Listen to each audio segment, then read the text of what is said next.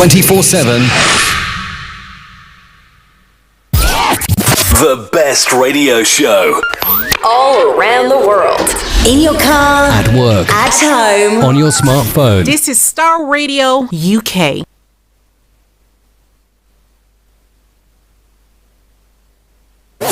Broadcasting live online. Turn it on. Turn it up. Body is your man. Bekutu, show them you got the coco set. Ladies and gentlemen, it's your boy Harry Song, aka Mr. Songs. This is the Kingmaker Baba for the girls. We're here. This is Star Radio. Don't go nowhere. UK, London. We they call them London for home. For here, we they call them London. And that's how you know. Just have fun and stay blessed. Hi guys, this is your friend Uruj from SendWave. SendWave is a money transfer app that is used by people all over the world to send money to their loved ones in Africa.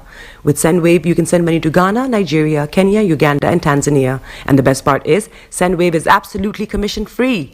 Our exchange rates are excellent. You can see for yourself by checking them out on our website. So how do you use SendWave? SendWave is an app that you can download onto your phone from the App Store or Google Play Store. The app is free to download. After downloading it, just open the app and enter your name, email, and phone number. That's it. You're good to go. Make sure you use the promo code SR. S for star, R for radio. This promo code will give you £5 free credit to send to Africa on your first transaction. Your money will be delivered to your recipient within seconds.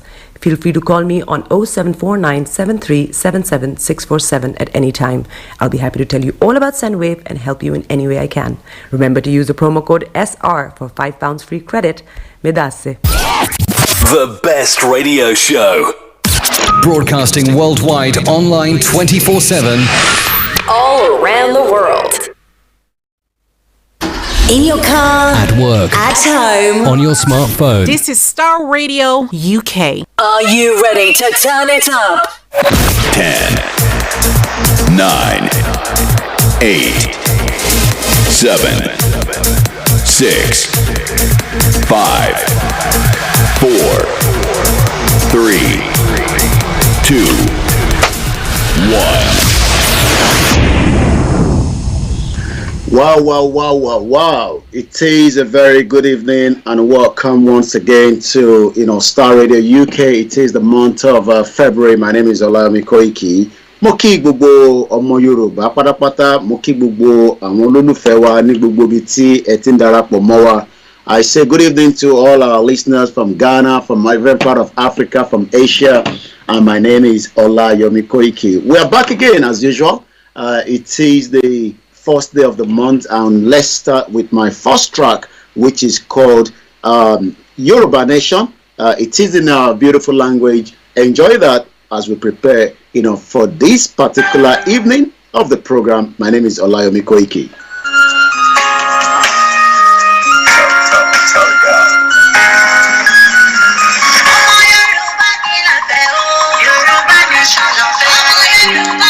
A shout out to my producer, Mr. Ache Amon, Mr. Frank, and all the rest of the presenter on Star Radio UK. I say good evening and welcome once again.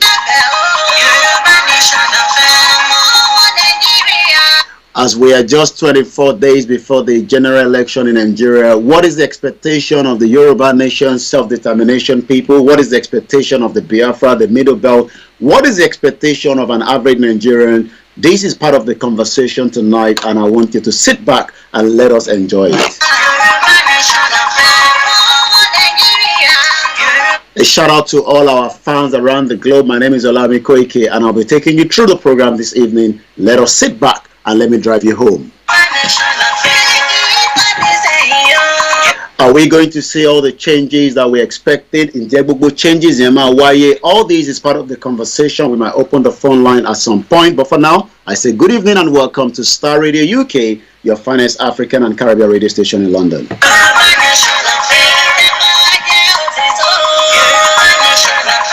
Ọ̀pọ̀lọpọ̀ tí ń béèrè pé kí ló fẹ́ ṣẹlẹ̀ gangan? Is there going to be an election in Nigeria, or are they going to postpone the election? Are we going to see the military taking over in Nigeria? All these are questions that so many people are asking. Are we also going to see the Yoruba people making their full declaration out of Nigeria before the election. What is happening with the Biafra? The Biafra are saying that no more election in Biafra land. And as we continue to also look at the current situation of things with Mazi Nnamdi Kanu. My name is Olayomi Koiki. I say good evening and welcome once again.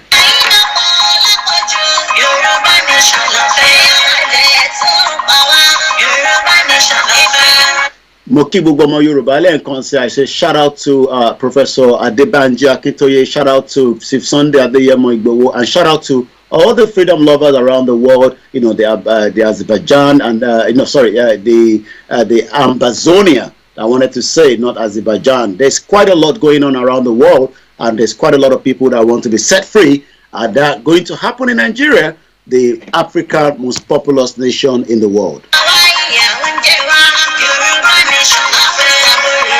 A big shout out to my mom, a big shout out to those of you that have joined us already so far. In just about a few minutes, the signal is coming through. For those that are watching us, on the other sister platform, I say good evening once again, Orukomini Olayomi Koiki.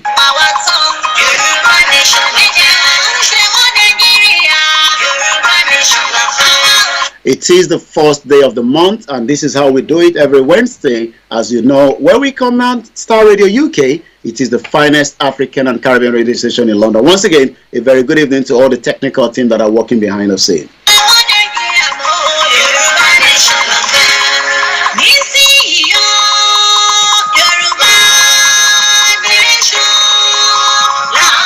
We are just 24 days before the general election in Nigeria. INEC is already complaining that they might not have enough fuel, to get some of their logistic back into, into some of the state. What is your take on all these? These are part of the conversation tonight. I say good evening, Moki Bubu Intetin Wole Kakiri Bubu Agbaye Orukomini Olayomi Koiki, and I'll be taking you through tonight's program. Remember to follow us on the Star Radio UK Twitter handle. It is very, very important. That is the only way you can get up-to-date information of what is going on. Especially when I go live, you will be able to get the signal as quickly as possible. Shout out to those of you on the MixLR. Shout out to those of you on the Instagram. And shout out to my family that are also listening this particular hour.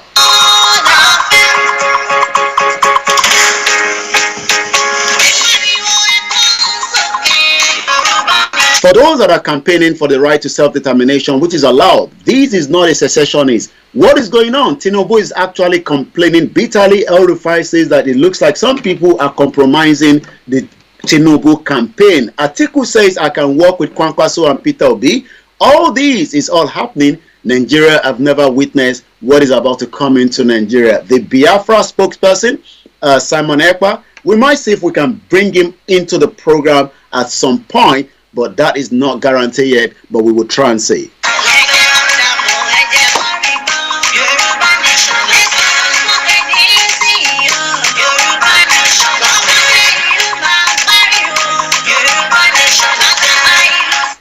It seems that here in UK, the teachers are already complaining as well. So there was a bit of strike in the United Kingdom. Sorry for the signal loss for those of you that are watching us on the other side. We will try and see what is going on with that signal, and we will bring it up quickly back again one time.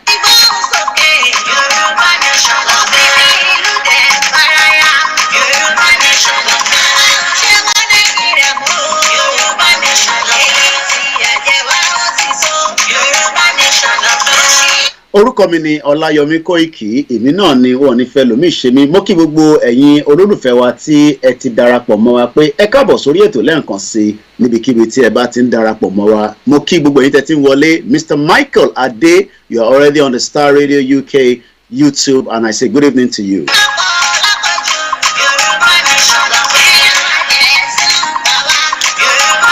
Alẹ́ yìí máa gba ọ̀pọ̀lọpọ̀ omi múmu nítorí pé interface sọ̀rọ̀ lé lórí ó ṣe pàtàkì ó ṣe kókó. Mo kí gbogbo ẹ̀yin olólùfẹ́ Star Radio UK ní gbogbo ibikíbi tẹ́ bá wà. Shout out to those of you in Australia, shout out to wherever you are around the world. And this is the finest African and Caribbean radio station in London. And tonight we are looking at everything that might happen before the general election in Nigeria, which is just about 24 days from now.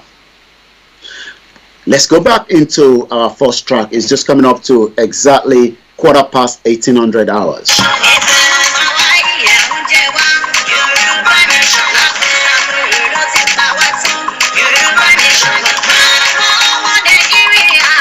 Is it going to happen this particular year that Nigeria is facing all this turbulence? Is Nigeria finally going to be dissolved, just as we saw, during the Soviet Union time? All this is part of the conversation tonight. Once again, I say good evening and welcome to those of you that have joined us so far.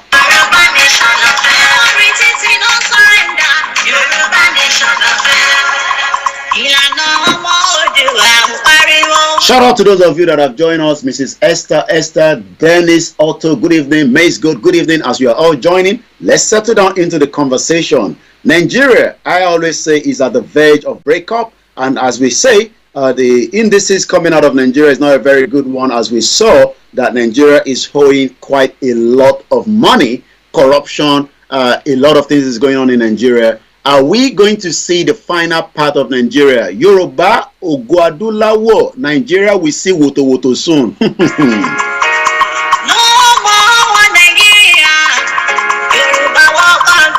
We've seen a lot of prophecy in the last 1 year, in the last 2 years, a lot of different prophecies. Some say Yoruba nation is not going to come true. Some say Yoruba nation is going to come true. Some say Biafra nation. Some say Nigeria is at the verge of breakup. And some say, since we cannot restructure Nigeria, it is better that everybody go their separate ways. But it seems that the politicians are still not yet clear about some of the messages. Mrs. Omoto Olayomi, Mokibugbo Intetin Wolile Nkonsi.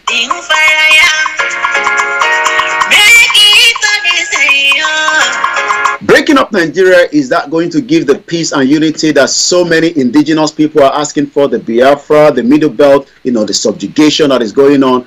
Are we saying the final part of Nigeria is the question I'm asking those of you that have joined us?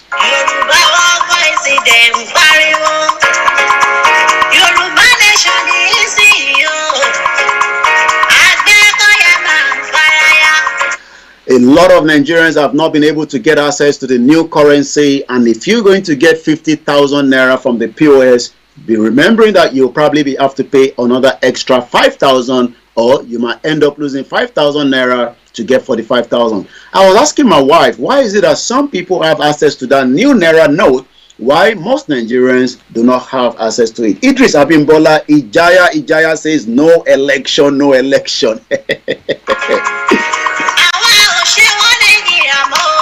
Mo kí àwa Comfort Adeleye gbogbo yín tẹ́ ń wọlé mo rí pátápátá èmi ọmọ yín náà ni Olayomi Koiki. I am here right now on the Star Radio UK transmission from London, and the topic is 24 days to the election. What should Nigerians expect?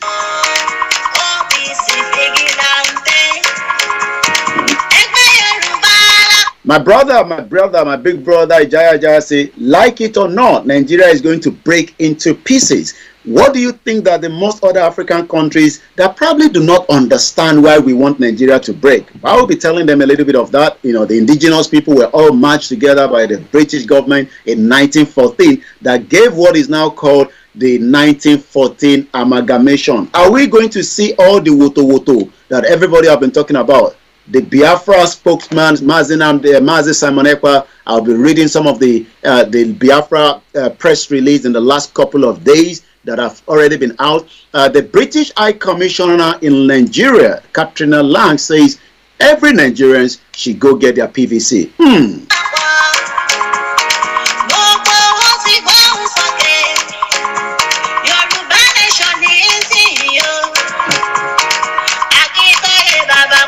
Shout out to the leader of the Yoruba Self-Determination Movement, Professor Adebanji Akintoye. Shout out to our own Dr. Louis Ondegbo. Shout out to Professor Wale Adeniran. Shout out to the Chief Imam. Shout out to the YSDM. And shout out to everyone that wants freedom out of Nigeria.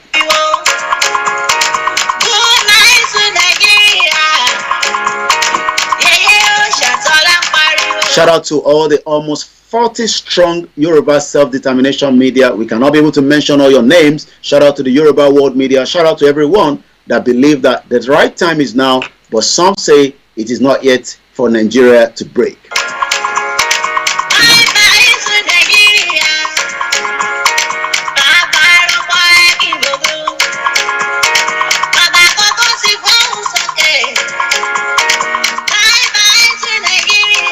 lẹ́ẹ̀kan sí mo kí gbogbo ẹ̀yin olólùfẹ́ Yorùbá Nation tẹ́tí wọlé, and the question is 24 days to the election, what should everybody be expecting in Nigeria? Shout out to those of you that have joined us on the Instagram. I can see your comment. Mukida da Iyawawura. They say Yoruba Nation no going back. Omo Ibo Mutiri Embe on Instagram. That is one of my big brother from the Biafra side. We've lived we've lived together here in UK for the last almost 24 years. I've known him. Very hardworking. We live side by side. When I say side by side in the same apartment, I normally call him Omo Ibo and Omo Yoruba.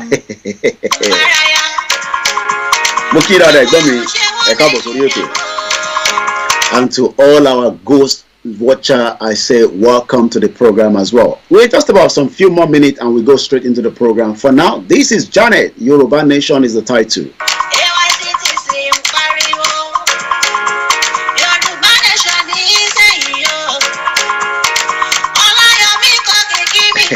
I love the way she normally called my name. Olayomi Koiki Media.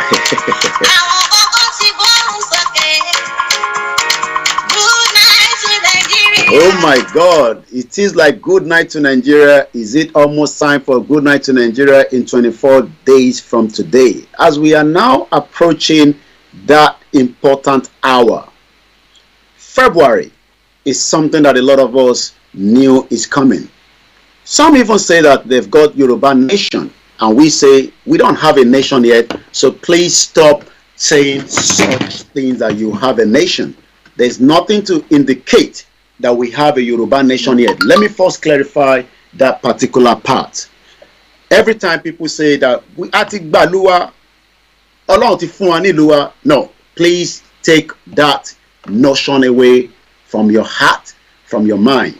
The Yoruba Nation is not yet a country, but it is still a movement. It is still a project that needs to be completed. So if you are hearing anywhere pé àti gbàlúwa àti Ọlọ́run ti fún wa nílùú àti gba nation ni wa ẹ lọ máa jó ẹ lọ máa yọ̀, that is a complete total nonsense.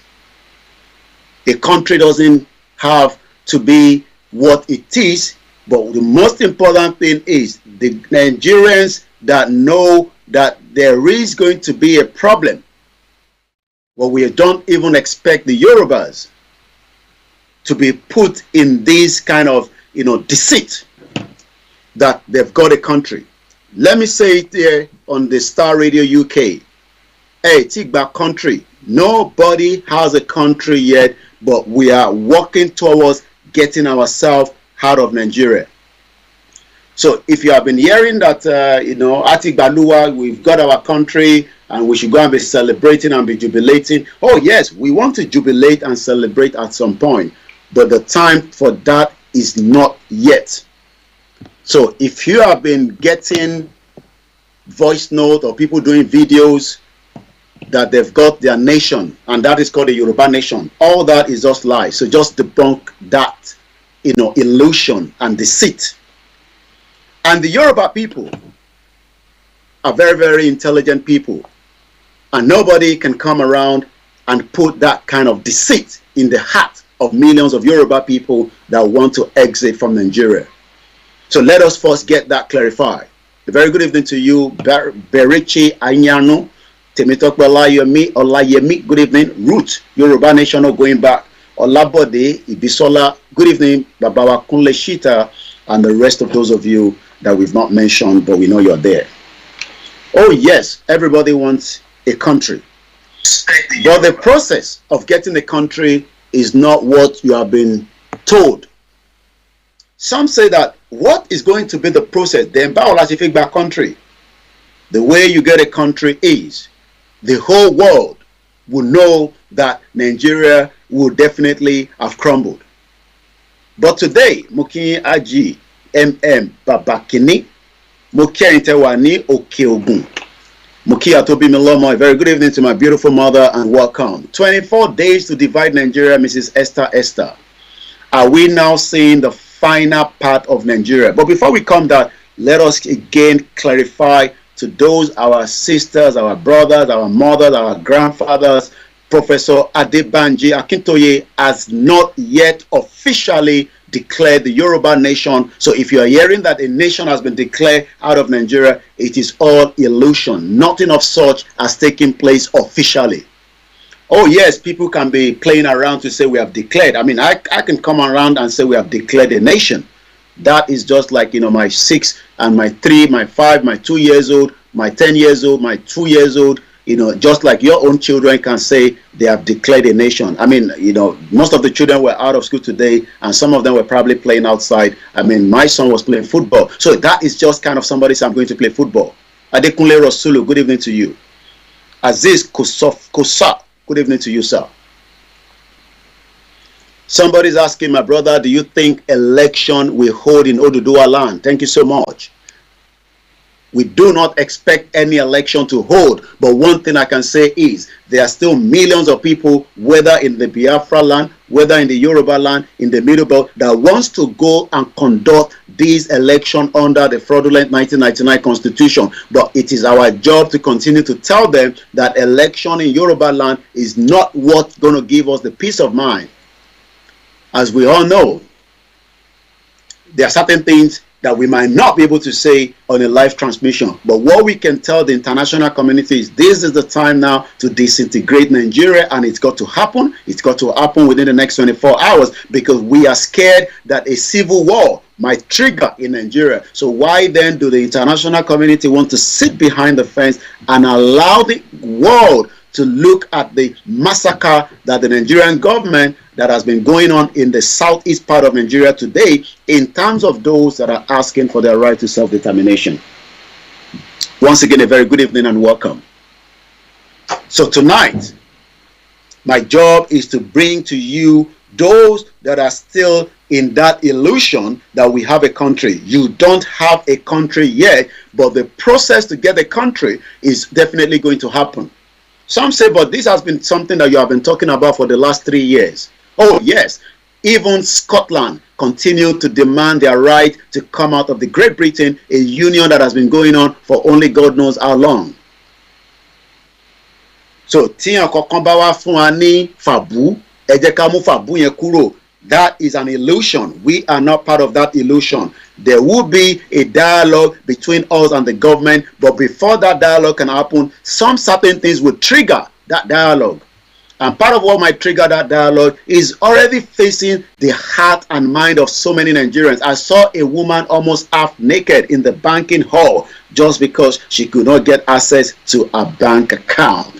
These are the pressure cooker that we are already saying that a lot of Nigerians might bust out and they might start becoming very, very angry with the federal government. And this is the reason why we are saying officially to the United Nations, they don't give you a country. We have told you that during a campaign for the last 3 years. The United Nations, the European Union, as I speak to you right now, are currently in Abuja preparing for what they can call, looking into the election. They might also be preparing to look into the disintegration of Nigeria because some part of Nigeria would definitely not be an easy one for election to take place.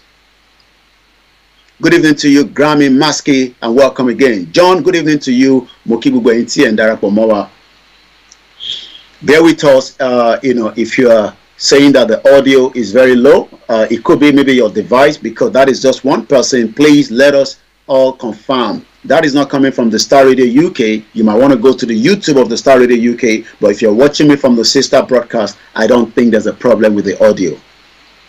Yusuf Aliu Mokibugo Intetiwole. My name is Olayomi Koiki. 24 days before the general election, there is a lot of things that might change this election and you might probably not know.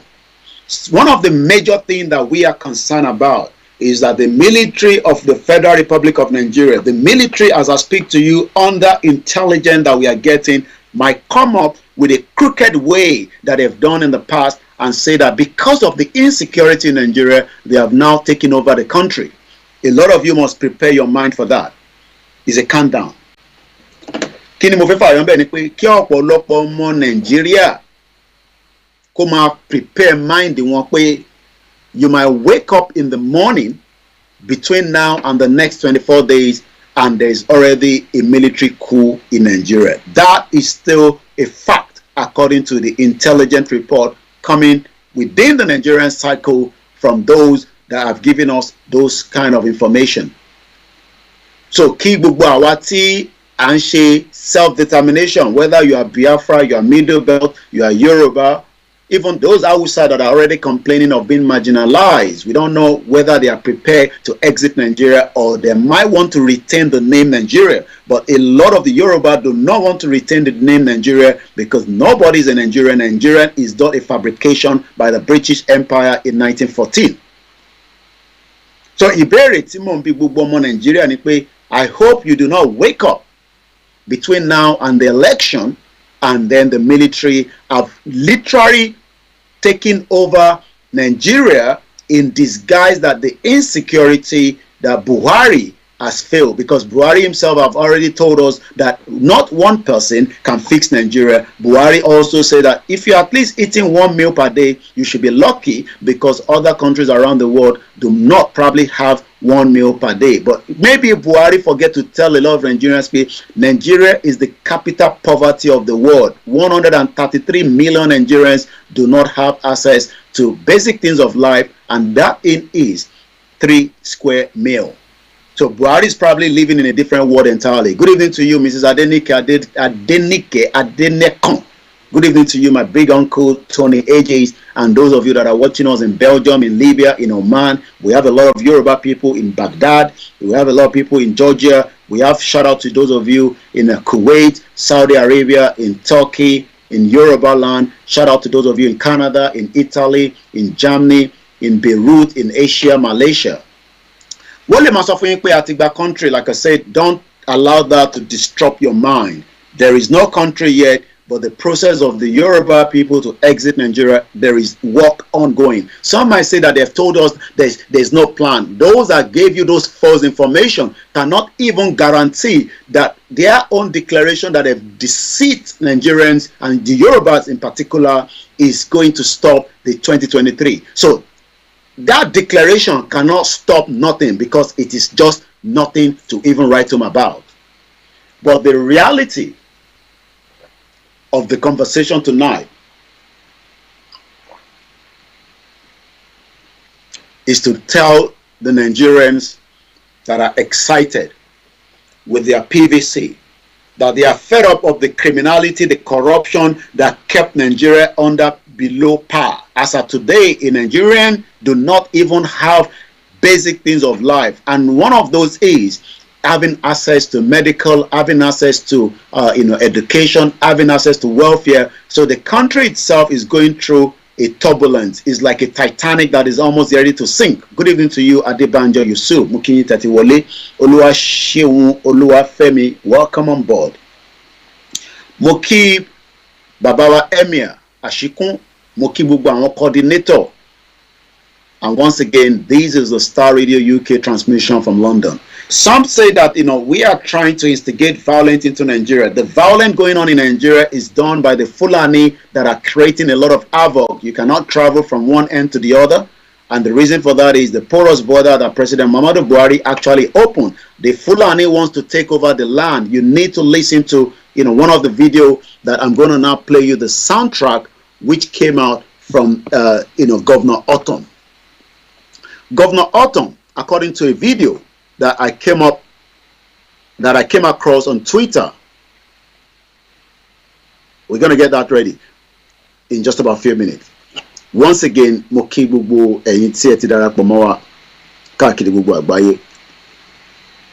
yes, we want a Yoruba nation, but no one should come and deceive us.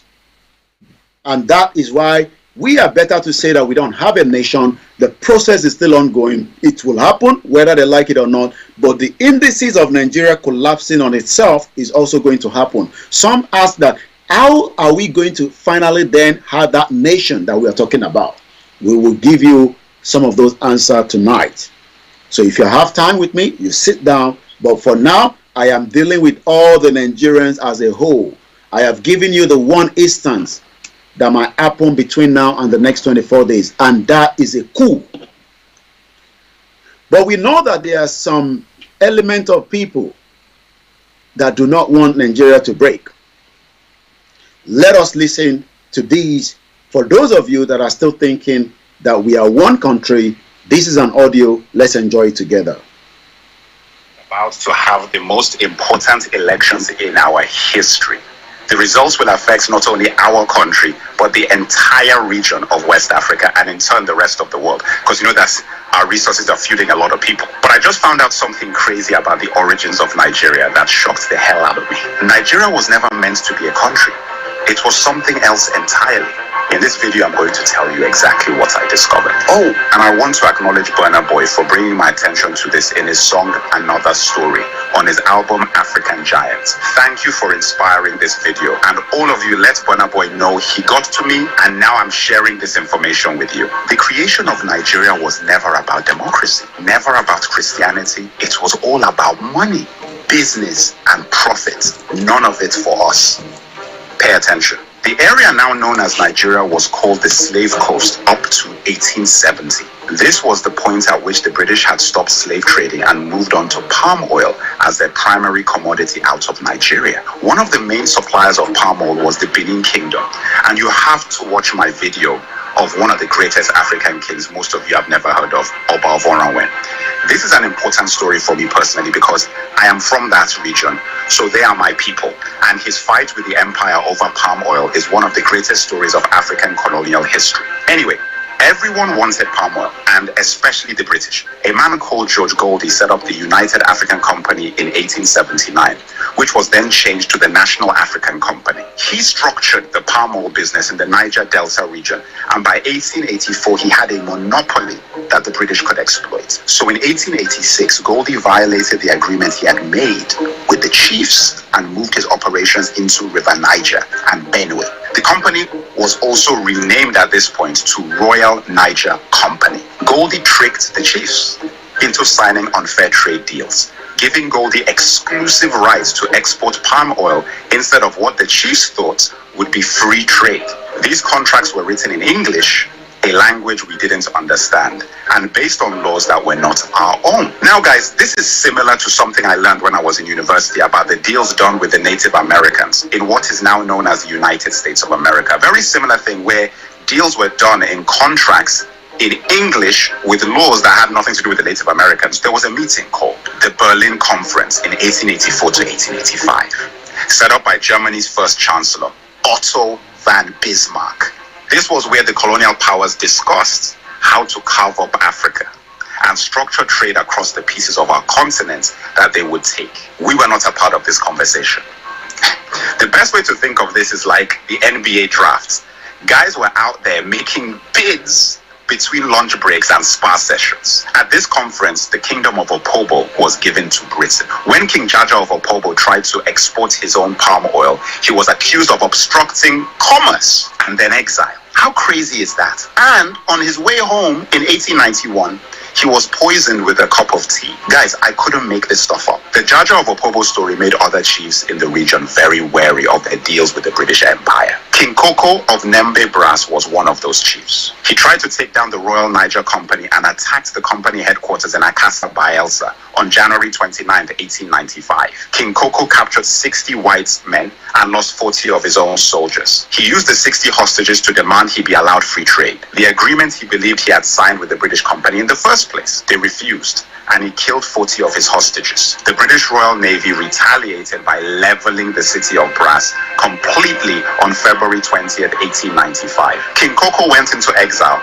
and the British not only took control of the palm oil he once had, but also fined the people of his kingdom £500 as well as confiscating their weapons. Tragically, King Koko committed suicide in exile in 1898 after being branded an outlaw by the British Company that had taken his kingdom, palm oil, and reputation. The Royal Niger Company sold its territory to the British government for £865,000 in the late 1800s. This territory was known as Nigeria. In 1914, the Southern Protectorate and Northern Protectorate was combined by Lord Lugard. And like that, the Royal Niger Company was rebranded as a country, which would gain independence on October 1st, 1960. Lugard is a place in Nigeria today, like there's a street called Lugard in Ikoyi. The The Royal Niger Company changed its name to the Niger Company Limited, and it was then acquired by Unilever. Unilever still operates in Nigeria to this day. And that, my brothers and sisters, is how Nigeria came to be. We have a long way to go to fix the country. And it starts with the February elections. But we won't ever have a hope in a solution to our problems if we don't know how they started. Remember, it's not about asking anyone else to fix this. This is about knowing your history. Nigeria was never a country we created. It was a company designed by colonizers for profits. And a lot of the infrastructure put in place for that siphoning of resources out of our land are still very much in place today. Crude oil simply replaced palm oil, and soon lithium may replace crude oil. I feel angry not just for what happened to my ancestors, but the fact that I wasn't taught about this in school in Nigeria, and that our children are not being taught about these things now. Every Nigerian going to the polls should know everything about who we are and what we're up against and the creation of Nigeria. I would like to take this moment to thank all my followers and subscribers, all my supporters and... Wow. I've been able to give you on Star Radio UK how the creation of Nigeria for the Nigerians that still want to save Nigeria with their PVC. If you do not know, some probably 24 years ago, because of the 1999 election, we were all excited after the late MK Abiola was killed by the Fulani government in 1988, July 8. So as a lot of you are preparing, good evening to you, Prince Adebayos, good evening to you, Akinola Daudu, good evening to those of you. I will play the one of Governor Autumn later before the end of the program. Mo kí gbogbo ẹ̀yin tí ẹ ti darapọ̀ mọ́ wa ní orí ètò ti alẹ́ yìí. Ẹ̀yin tí mo fẹ́ yẹ kẹ́ kọ́kọ́ máa gbọ́. Good evening to you, Baba wa Balógun Oníkékú. Mo kí gbogbo Baálẹ̀ Yorùbá. Mo kí Baálẹ̀. Mo kí àwọn Àgbẹ̀kọ̀yà. As a lot of you are preparing for election, the question is, do you know the genesis of the creation of Nigeria, and why should you want to keep it? Mo kí yín dáadáa Ọ̀túnba Adékúnlé, ẹ káàbọ̀ sórí ètò sà. Mo kí gbogbo ẹ̀yin ìyá alálùbáríkà, mo kí gbogbo àwọn ẹgbẹ́ kọ̀ọ̀kan tó ń bẹ ní United Kingdom. Mo kí the Lagos State Union Association. Mo kí gbogbo àwọn alásàlátù. Mo kí the Nigerian Muslim Association. Mo kí Redeem, Aki KICC, Aki Winners. Aki gbogbo yín, we are not in confrontation or we are fighting each other. We are just asking questions that even if election goes ahead as planned, will that change anything in the next 8 years?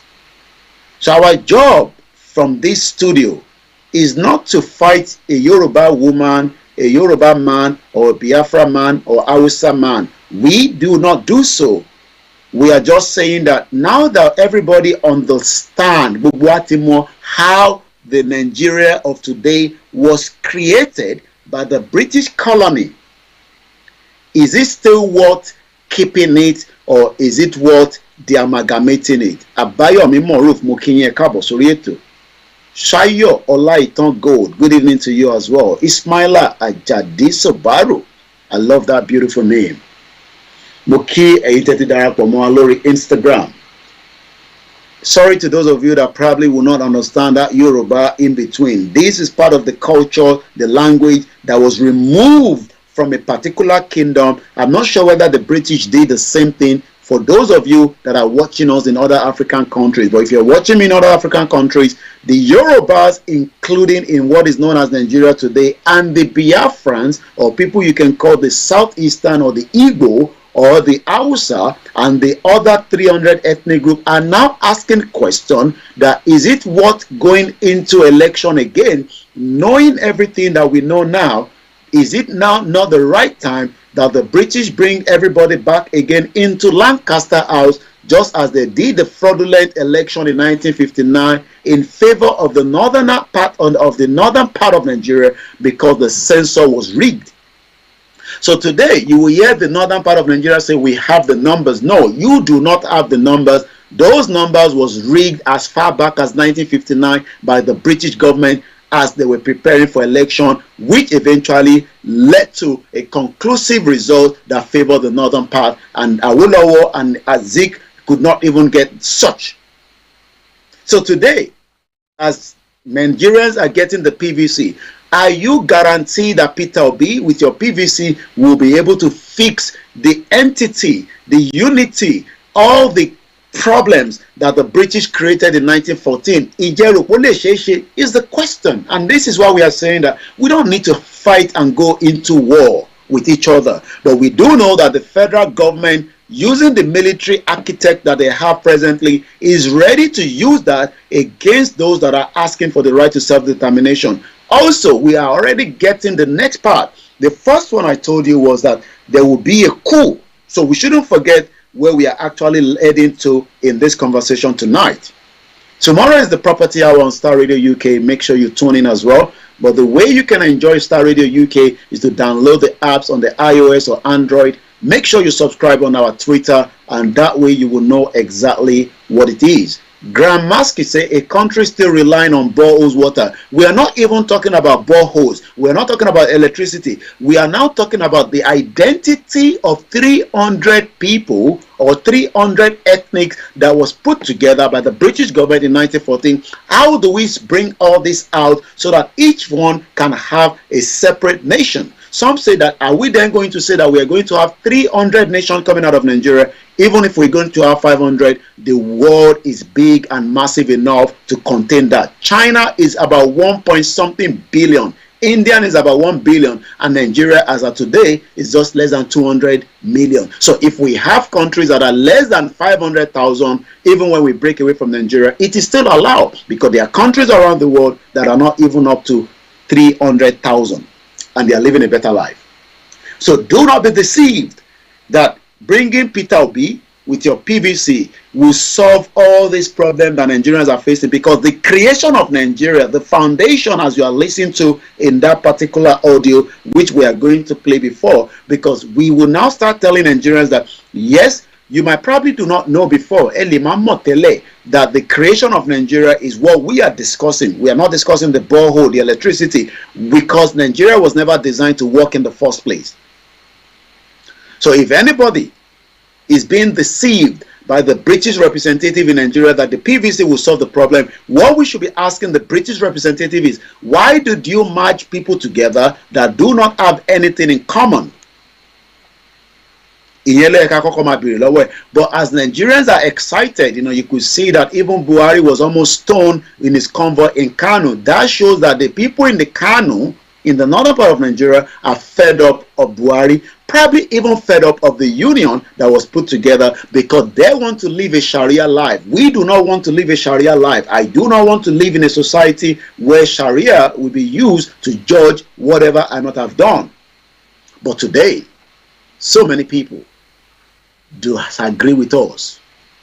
Those that are running up and down from Chatham House, where the British continue to use Chatham House as a gimmick to bring in all the presidential aspirants to come and speak to the institution, as if that solved all the unity in Nigeria. Imagine that even INEC chairman was brought into Chatham House. They have to fly 6 hours from Nigeria and come and speak in Chatham House, and nobody is questioning that. That, again, is part of the renegotiation of the 1914 amalgamation. I am now using this opportunity to tell Nigerians that you do not have to agree with our views, but the creation of Nigeria today means that should election go ahead again, which I am in doubt, because there will be crisis. It is already showing, because the northern part of Nigeria, let me give you this. We are still talking at number 1. Now let me break it back again down to number 2. I talk about the coup. Do you know that we have 714 local government in Nigeria today? I'm sure everybody knows that. The 774 local government, 550 of that local government in the last 4 years of President Muhammadu Buhari, not even in the last 8 years, I'm talking about from 2019 till date, have been attacked by a form of terrorism, either by ISIS, either by kidnapping, either by burning of the INEC offices in Southeast, which is done by the same terrorists, which is the government. But 550 local government is in danger as we speak to you today. So the question is, would INEC be able to conduct election with the spark of insecurity that is currently going on. Inje INEC Mukinyawa Esther Onyeka, a very good evening to you. Ifeanyi Obelo Okpeyemi, good evening. Also, INEC say UK High Commission thinks she can use PVC full Nigeria. Peter Obi may win the election, but after 2 months, INEC will tell him, oh, sorry, we make a mistake. Now, we are talking about the insecurity as the second reason why in the next 24 days, a lot of you must shine your eyes. More Nigerians continue to be killed by the Fulani terrorists. ISIS is now operating fully in Nigeria. It is part of the agenda. So in 24 days from now, INEC might not be able to conduct that election in the reason that 550 local government in Nigeria is in danger. And the question then is, as a Nigerian, why do you want to put yourself in the danger line because you want to go and cast a vote that might not even be used to make a decision? Because we do know that in the last 23 years of democracy in Nigeria, what they have done is what they call selection, not using your PVC to elect. So nobody's elected.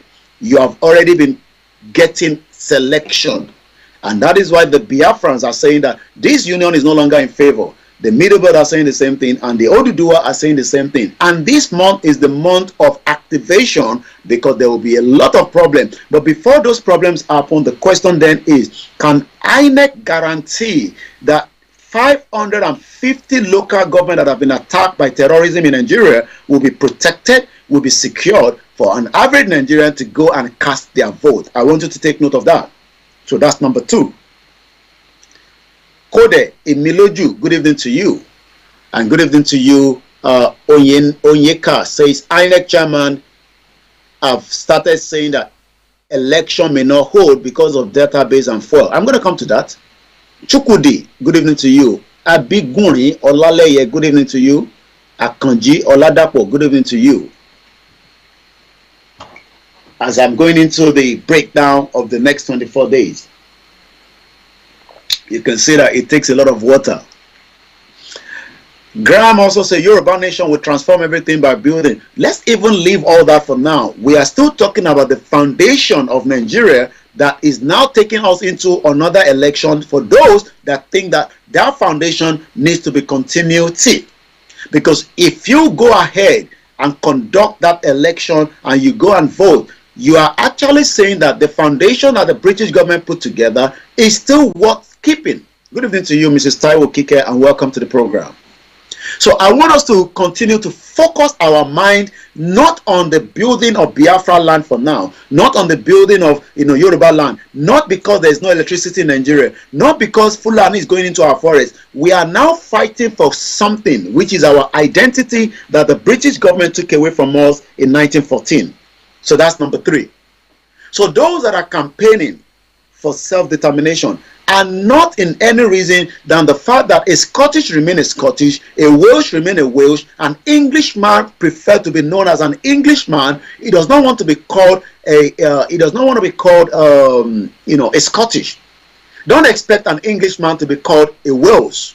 So why then should the Nigerians that do not have any language, because Nigeria does not have a language, but the indigenous people within Nigeria have a language. So why are Nigerians trying to take away their real identity and continue to deceive themselves? Because, I mean, a passport can be produced after a nation like the Biafra nation, the Yoruba nation, the Middle Belt nation. If there is going to be 15 countries coming out of Nigeria, it does not matter. We have the land to make everybody continue to live within their borderline, secure their border, and if I want to drive into another land, I will be given permit to do so, because I don't think I can just move from UK and go to France. I will be giving them my document to confirm that either I have the right to live in UK, that then confirm that also that right, because not everybody that lives in UK can travel to France, because if you have just a resident status, you need to apply for a visa. But if you do then have a British passport, you will then be able to travel to France. You know why? Because there's an arrangement between the French government and likewise the UK government that allows and enables the English and the Scottish and the Wales. But if we then break away from Nigeria, that will be the kind of process. But Nigerians do not want that process. They want to keep the foundation that was faulty, that the British put together, that then gave the what is called the amalgamation. And tonight, I am asking the question, 24 days before the election, are you sure that your PVC will rectify all these problems? Or are you being deceived by some of the diaspora that have run away from Nigeria, and more of you are also trying to run away? Good evening to those of you that are joining us. Good evening to you, our mother Funketo Gallant. Ekabo Sorieto. Lẹ́ẹ̀kan sí, just to break it down. Ìdí tí ọmọ Yorùbá àti àwọn Biafra ṣe ń béèrè fún ẹ̀tọ́ wọn ni pé identity wọn tí Britain mú kúrò, ǹjẹ́ ẹ fẹ́ sọ identity yẹn nù to go and vote in 2023? Which one do you prefer? Do you want to keep your identity and save that identity for the next generation, just as the Yoruba had this conference in Saturday that asked the question, where would the Yoruba people be in the next 200 years? Or do you want to remain as a Nigerian where around the world nobody values or respects you as a Nigerian? So these are the key questions tonight as we go to number 4. We've talked about likely coup in Nigeria. We've talked about the insecurity might be the reason why election might not hold. We've talked about the reason why, not because the Biafra wants to have a kind of engagement with the federal government, not because the Yoruba wants to have engagement with the Biafra, with the federal government. We are literally saying that we would rather save our identity than try to save the identity as a Nigerian that was forced on us by Lugard in 1914, representing the colony of the British Empire as at that period of time. Good evening to you, John. PVC can never solve the problem, according to you. Good evening to you, Clement. I can cite you as well. So all these are the questions on the table that the real politicians in the Yoruba land, in the Biafra land, and the Hausa are running away from. They do not want to have this kind of conversation, because exposing this kind of conversation to a layman in Nigeria, why would you want to save Nigeria? Ẹni tí ó bá mọ̀ pé identity wọn ò kí ń ṣe Nigeria, why then do you want to go and get a PVC to make sure then that PVC will be used to save your lives? Good evening to you, Omotayo, and welcome to the program. Mo pe ọ̀rọ̀ yẹn ó lọ bó ṣe jẹ́ kó tó. 24 days.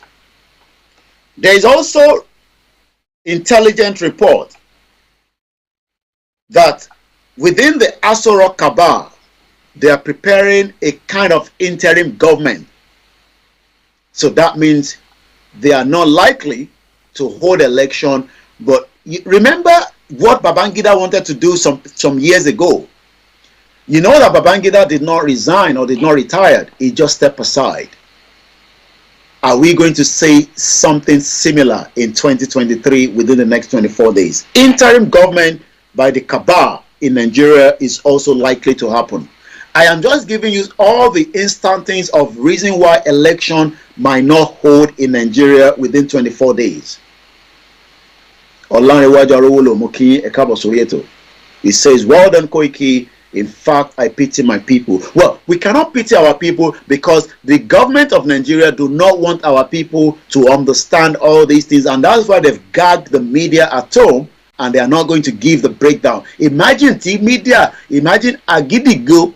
Is it Agidigbo or all these radio stations in Nigeria that are Yoruba ones or the Biafra ones or the imagine they are giving all this education about who we are as real people, not the Nigerian that was forced on us. Nobody will want to go and vote now. But the government does not want people to know that. So that's why they say your best bet. So yes, thank you so much. Mr. John has actually reminded us that Babangida hand over to Shonekon, and I guess Shonekon has died as well, may so rest in peace.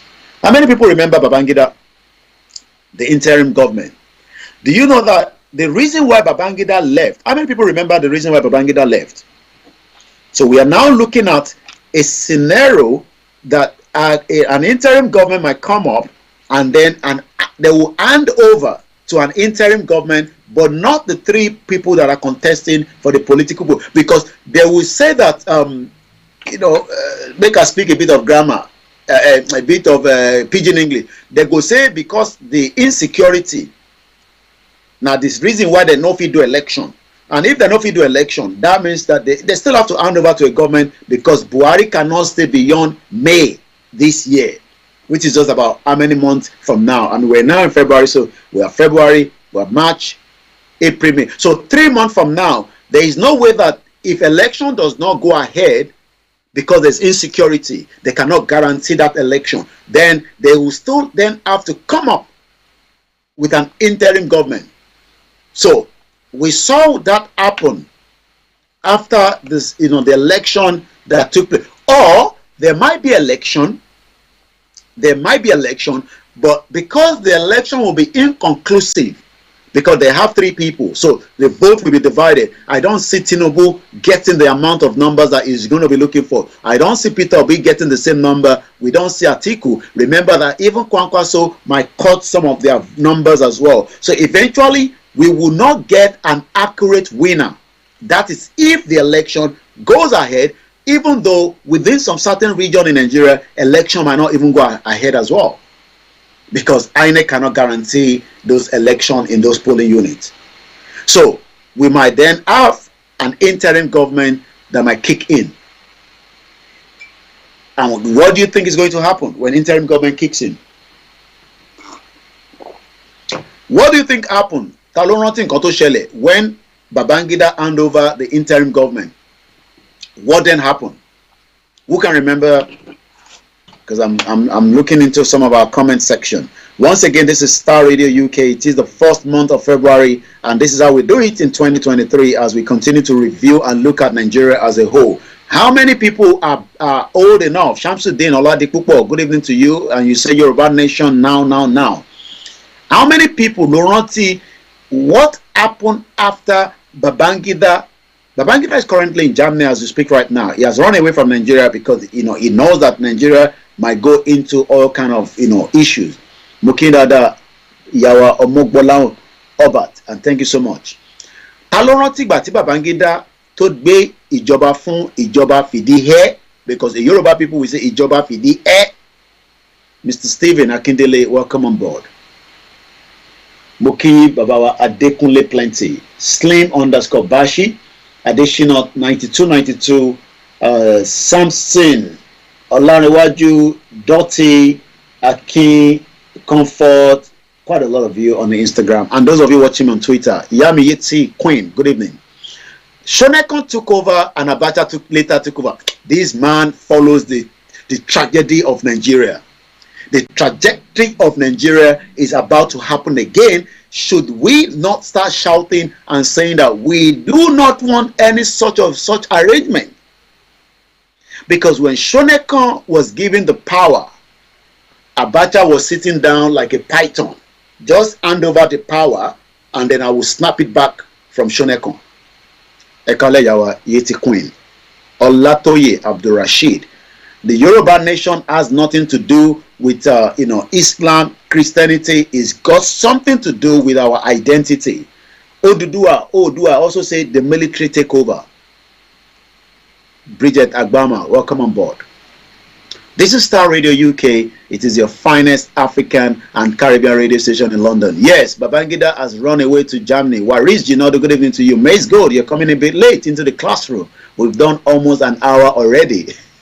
This is a classroom on Star Radio UK every Wednesday. Good evening to those of you. A shout out to all our listeners in Morocco, in Kenya, South Africa. Shout out to you. Should we just click in and play the next track, or should we just continue with the analysis? Once again, thank you too much to my producer and the back-end team, the sound engineer, Mr. Archie Armand. Maradona Babangida is in Germany as I speak to you right now. So what might be the game between now and then is that there's a lot of stakeholder in Nigeria. So everybody's trying to see, Maze Good, good evening to you. Olakunle, my namesake. Once again, good evening to my beautiful mother. So Adamu Ajibola Israel, good evening to you. So there's a lot of different cabal. So let's go back to see and listen to what El Rufai was saying, and that is part of why I say there is going to be a lot before 2023. Let's go and get that audio clip of El Rufai.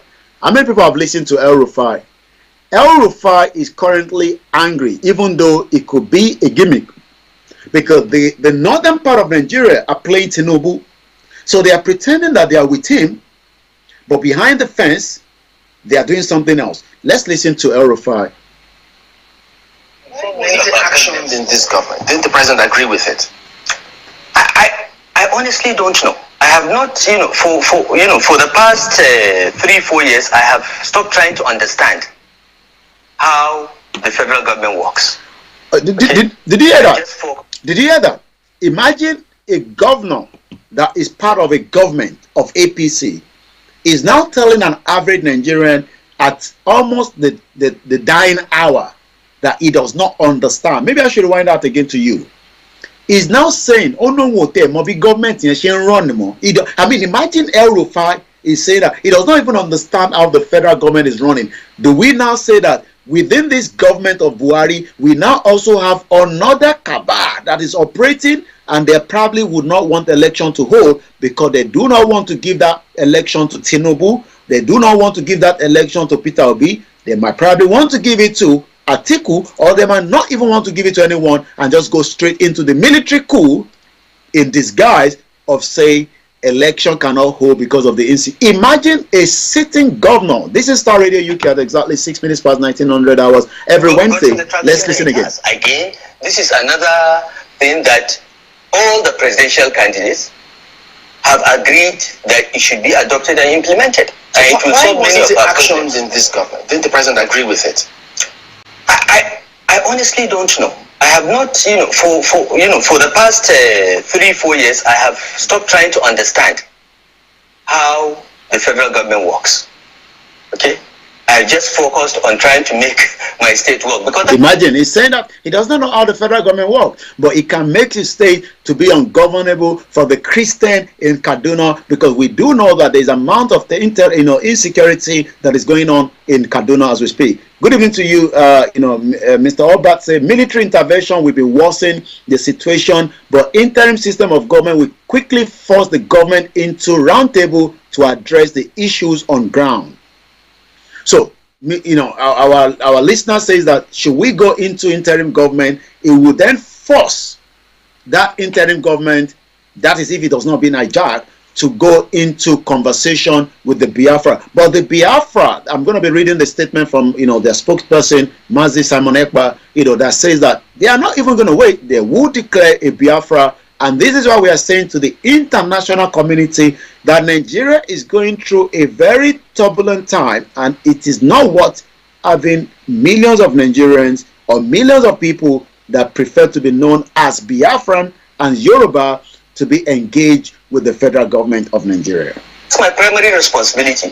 There are some things that we see. Good evening to you. I almost forgot that we have another people that are listening to us from another platform. Mrs. Eunice Ladipo, good evening to you. Prince Femi. If anybody says Prince, that is not a pet name. That means they are from the royal family. Olatoyi Abdul Rashid, once again, a very good evening. Agree with the president, and he says this will get done. It doesn't get done. And those that refuse to get it done don't get punished.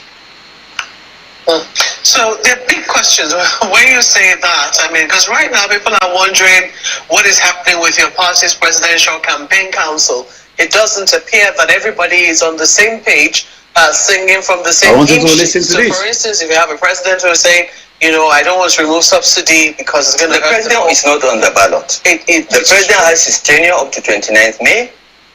He may not want to remove subsidy.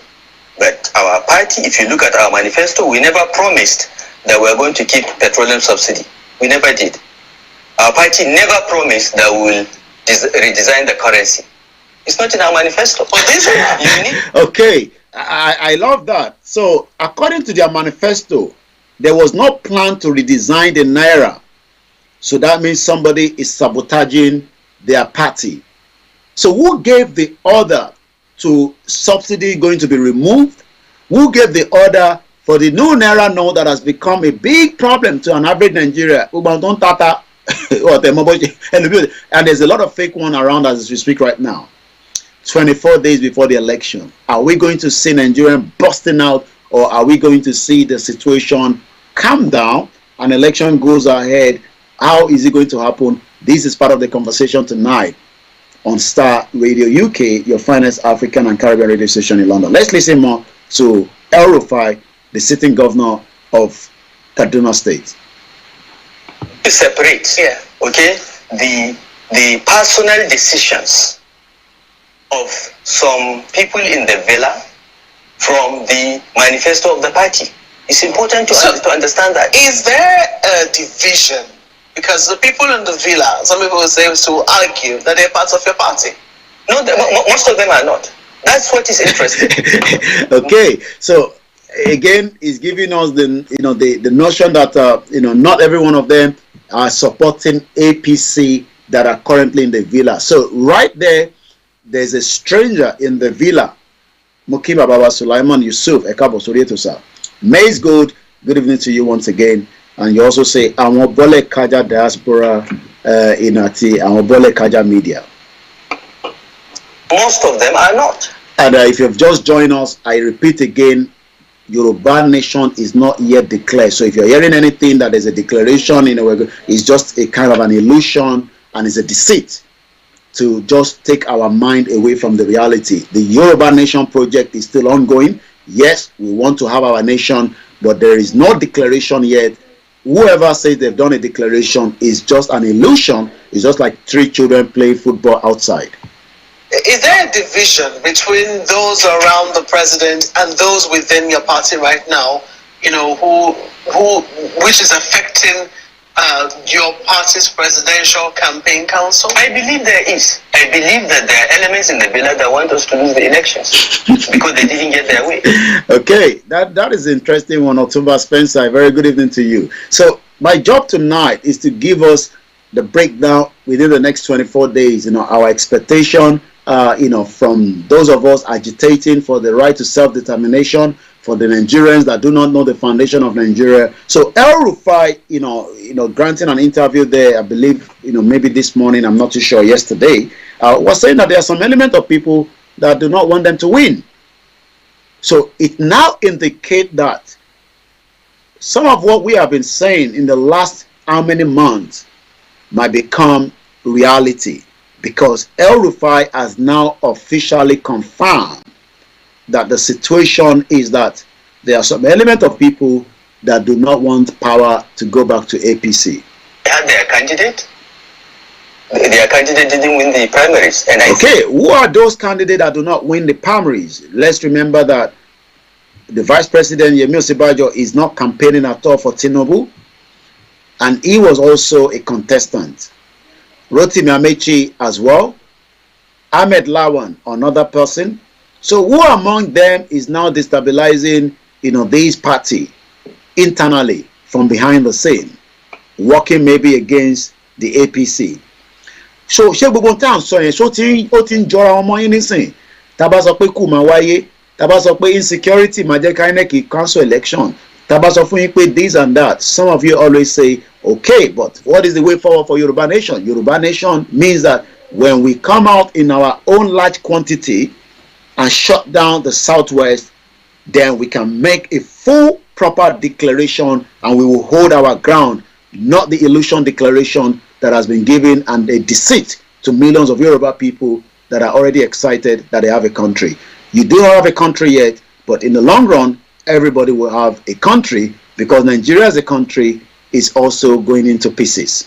They are still trying to get us to lose the elections, and they are hiding behind the president's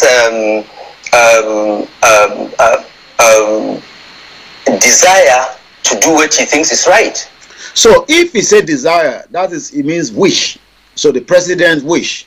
So what is the President Muhammadu Buhari's wish with these elections? Would Buhari not allow rigging? Would Buhari allow election to be conducted even if he's not going to favor his party, because Buhari is already tired, dead or alive? As he has also said that he has been called a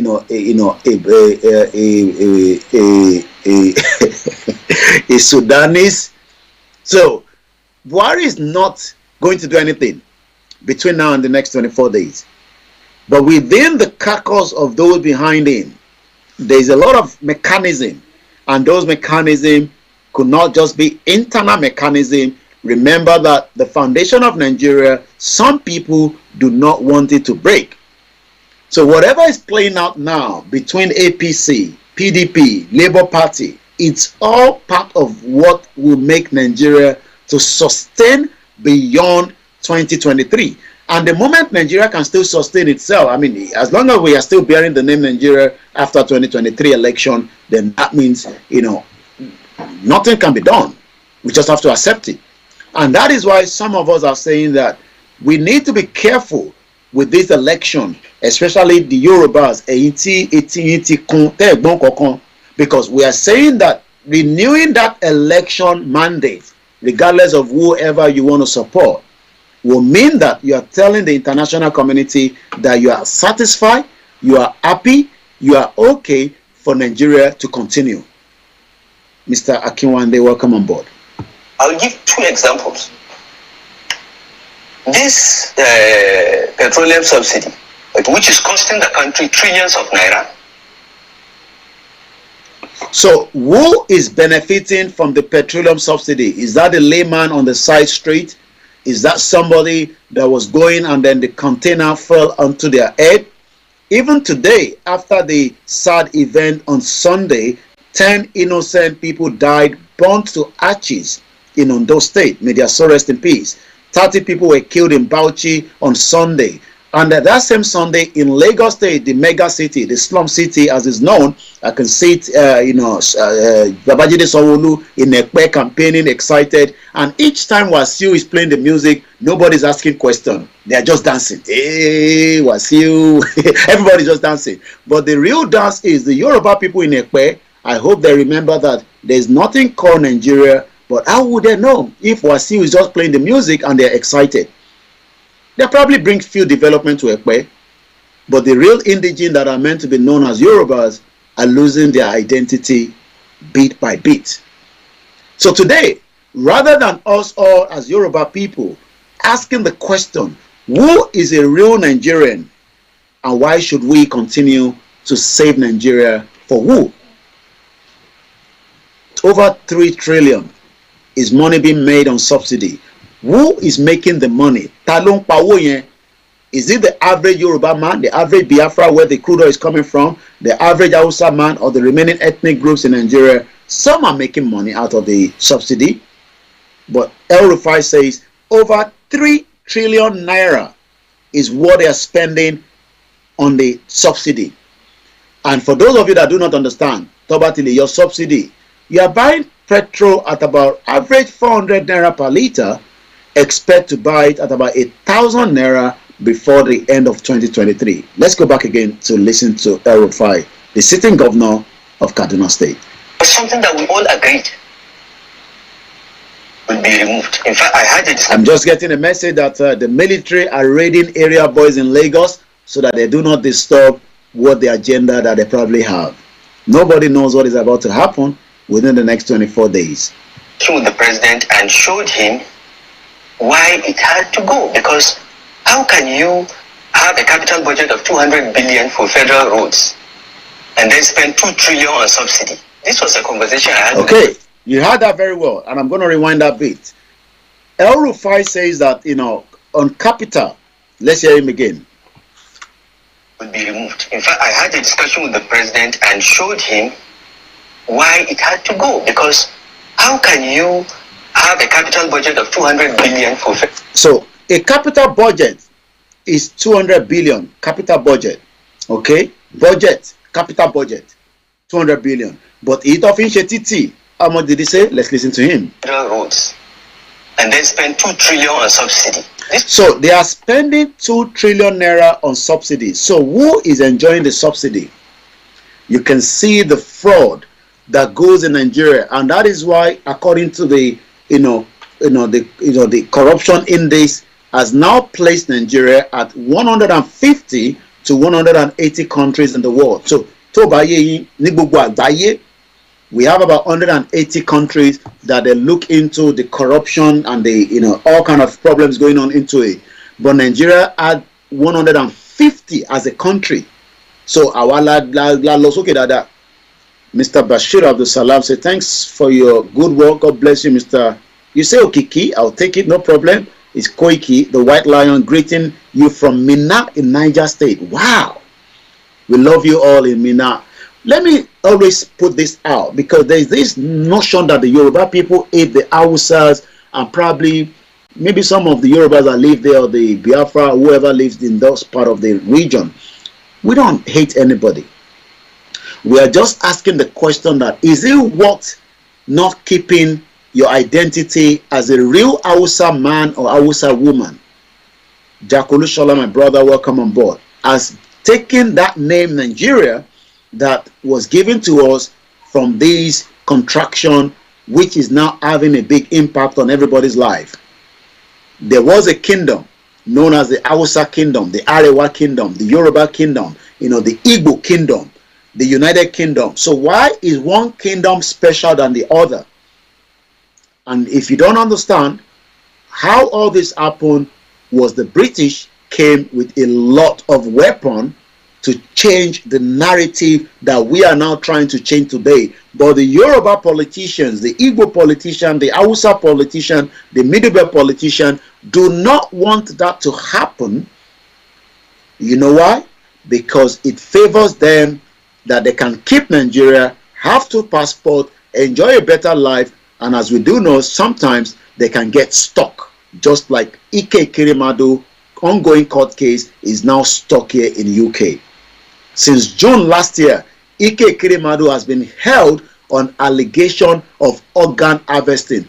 This was a governor before he was a sitting deputy senator. They had everything that they could have done to at least bring a specialist, probably maybe not a Nigerian, but another person, build an hospital where organ can be fixed. But rather, Ike Kirimadu is not comfortable with the health system in Nigeria, just as governor of Ondo State, that is very, very sick, according to his wife, runs into Germany, Latilogba treatment. So Ike Kirimadu was coming here. I mean, anybody would do anything to try and rectify the health of your family, but Ike Kirimadu had that opportunity as a Nigerian senator. But yet, he failed. But he has now in being in a soup in UK. So the UK government will use him as a scapegoat.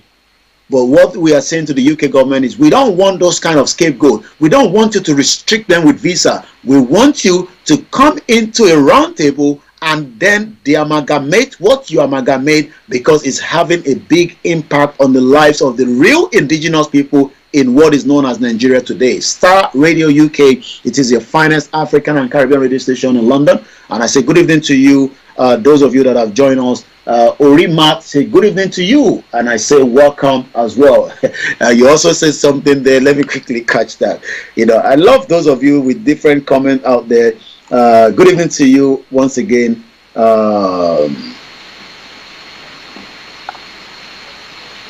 There's nothing called occupying. Don't be deceived with anything occupying. They are not occupying anything. It's just must be. Good evening to you, my big brother.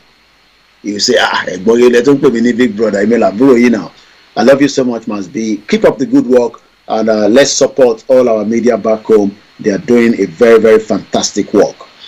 So, subsidy that we were already catching up with, with El Rufai, they are spending 2 trillion. That is a staggering amount of money. Níbẹ̀ làwọn kan tí ń ní owó lọ́wọ́. Why tí wọ́n tó ń pè wọ́n Nàìjíríà níbẹ̀ ló ti ń jìyà. Ìdí tó ṣe lówó lọ́wọ́ kò ju pé there is a system set up in Nigeria that is not going to work, and that is why those that are campaigning are saying that 24 days from now, are we sure we want to rectify the problem? President in 2021. Okay. With the subsidy. So he had a conversation with Buhari in 2021. Imagine 2021, and yet nothing has yet been done. He started rising. He was convinced. We left. It changed. Everyone in the government agreed. It changed, okay? Secondly, the second example I will give is this. So, that is El Rufai for you. Now, Edeka Logbo, why, if you think that Tinubu is a good man, well, somebody is already challenging Tinubu, known as Najatu Muhammad. Najatu Mohammed is one of the Tinubu campaign team. She has been speaking lately. So, Bubayama Yoruba, Chibuka, welcome to the program. This is Star Radio UK, and this is where we give them the woto woto. Najatu has been speaking lately. She has said quite a lot of things. That Tinubu is unfit, just as Buhari was not fit, but the cabal just pushed Buhari onto everybody. Say Baba, say Buhari, and everybody just forget that Buhari is not feeling well. Until Buhari came to power, and we realized that Buhari was spending more time in London when he should be in Nigeria. Oh my God! I saw a video right now on Instagram. They were throwing all kind of kegs in the petrol station. I hope they need to be careful so that they don't set fire into that station. Thank you so much, Ahmed Jami. You say thank you so much, Koiki, for saying the truth, which will set us free. Yes, we are all going to be free, but we don't want to also be given an illusion that we have been set free and we have a country. Please, take away that from your mind. They're probably playing around. Here they can cook jollof fries and fried rice. They can do whatever they want to do. I believe they're just feeding a lot of people that are hungry anyway. When the right protests come, nobody's going to ask for food. Nobody's going to ask for anything. We will all be out there on the street to shut down the system that will then enable and force the federal government to have a dialogue with us. So if anybody says that they are doing anything, they're probably just celebrating a party. So nothing more than that.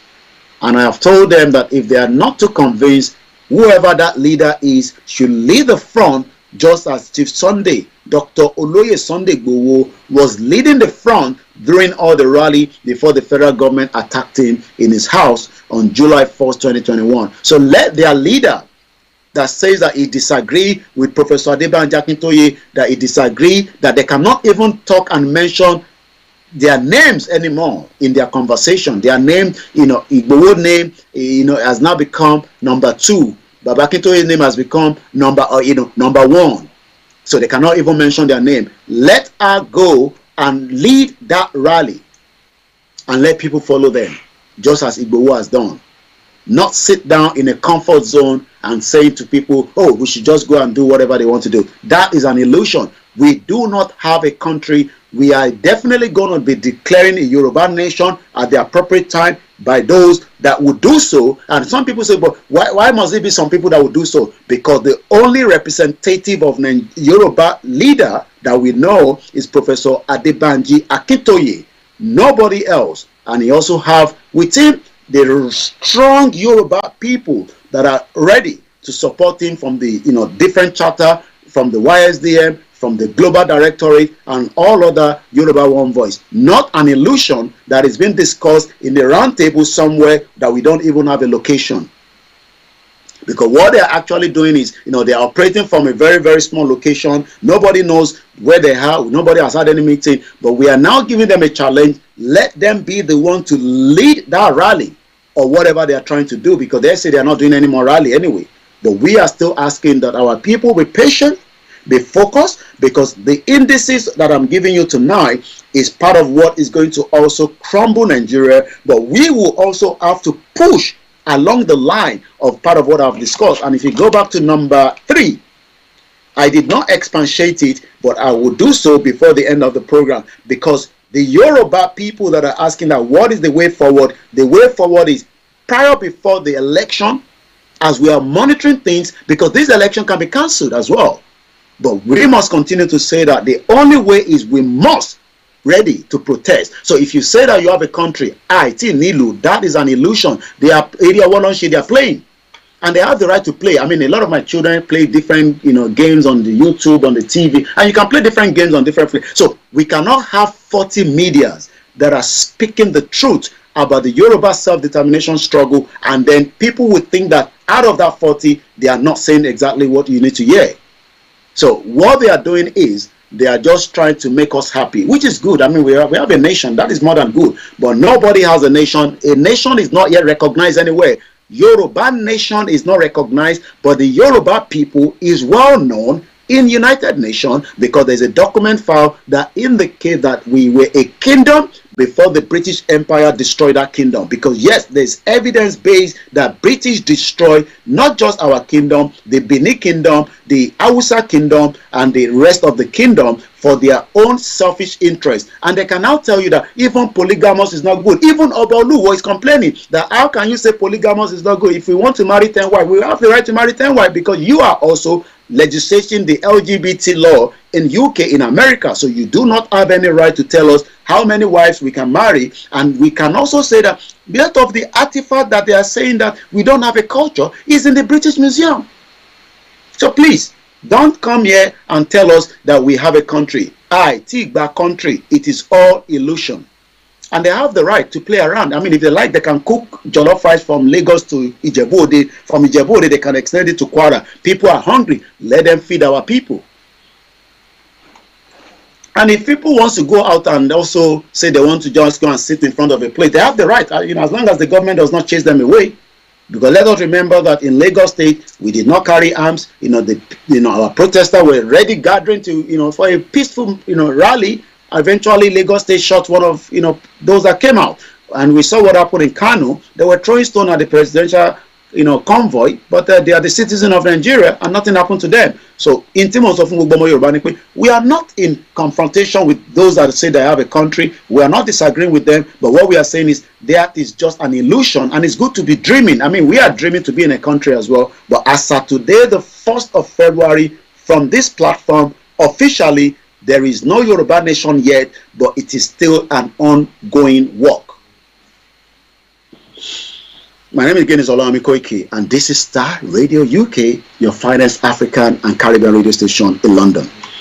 So we've talked about 4 different angles of why election might not hold in Nigeria. Let's look at number 5, the self-determination movement. And this is the most important part. The self-determination movement did not start 3 years ago, did not even start 60 years ago.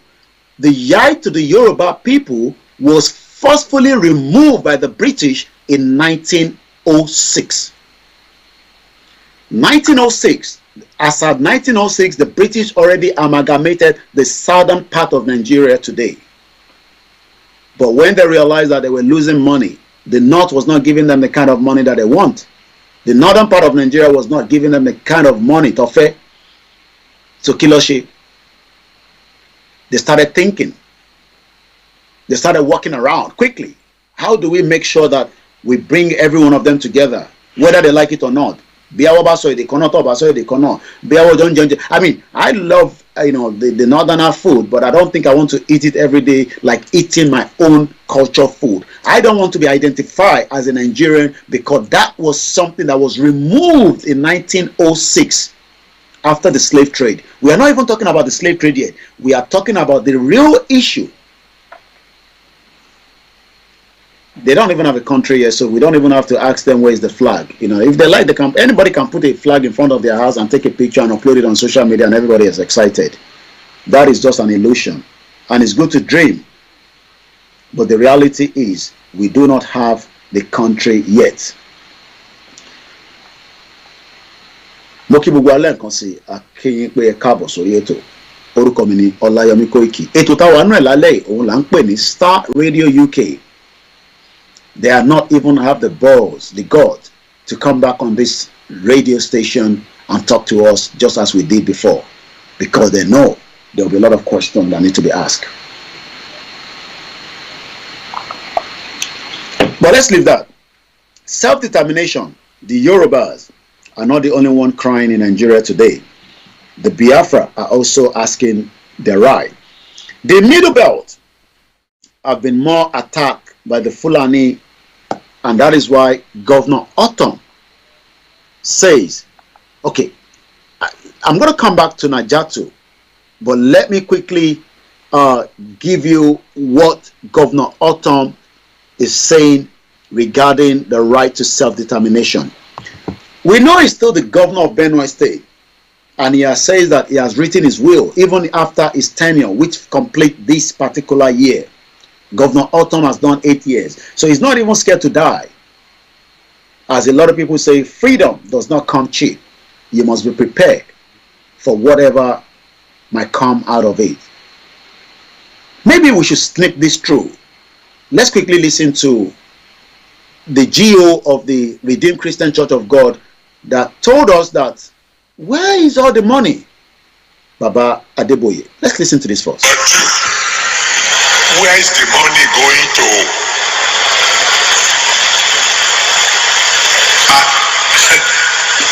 80% of what should have been the income of a nation. That is the GO. So we just snip this through quickly because I just come across the video again now.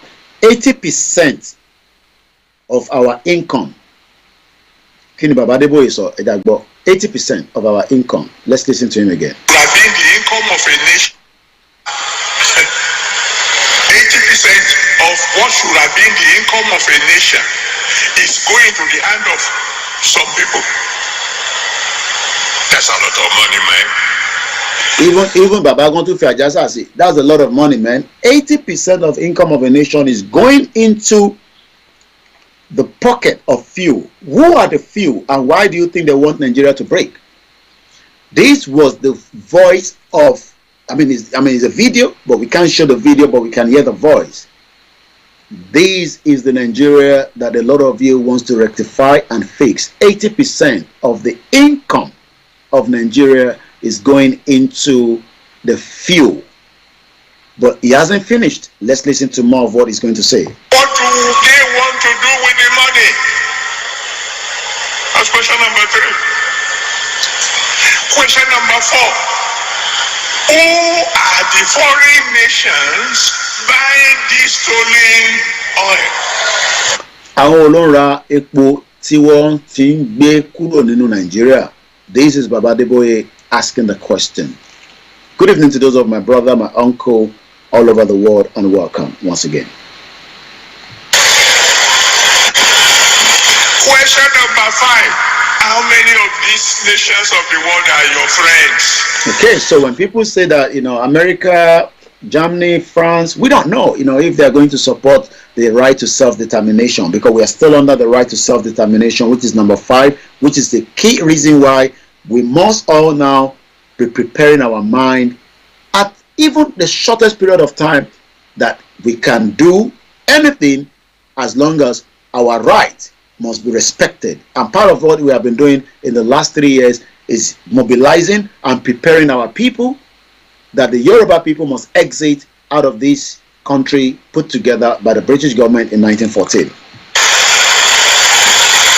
So you can see the reason why. Mokile kan si gbogbo ente wa lórí ètò pẹ̀lú wa ìyá Faith David. You say true talk exactly. Adamu Ajibola, good evening. Ijaya, I love you so much. Amajade protest ṣì máa wáyé, and maybe it might not even be peaceful anymore because we are dealing with a monster that is in the Aso Rock. Even Aso Rock, even they are scared now themselves because APC say it looks like there's another monster there that wants to disrupt their own election. So right now, there's 2 fractions of people in the cabal. One working against APC, one trying to keep Nigeria, and we don't know for who. I'm not thinking of 2020. Good evening, African Confidential, and welcome to the program. Ori Matt, welcome on board once again. Temitope Olayomi, Mokibu Tatiwole. I say a very good evening as the Biafra. This is where I want you to listen to more. The number 5 reason why in the next 24 days is a very, very key. But let's listen to this first. Maybe that's why God has not spoken to me about that because. Okay, Baba Adeboye could not confirm that God spoke to him regarding election 2023. We are now in 2023. Maybe Baba has now got communication line with God to give us what is going to happen. But Baba could not give us that clarity last year. Only alone, maybe there will be 2023. Let's listen to that bit without me interrupting again. Maybe that's why God has not spoken.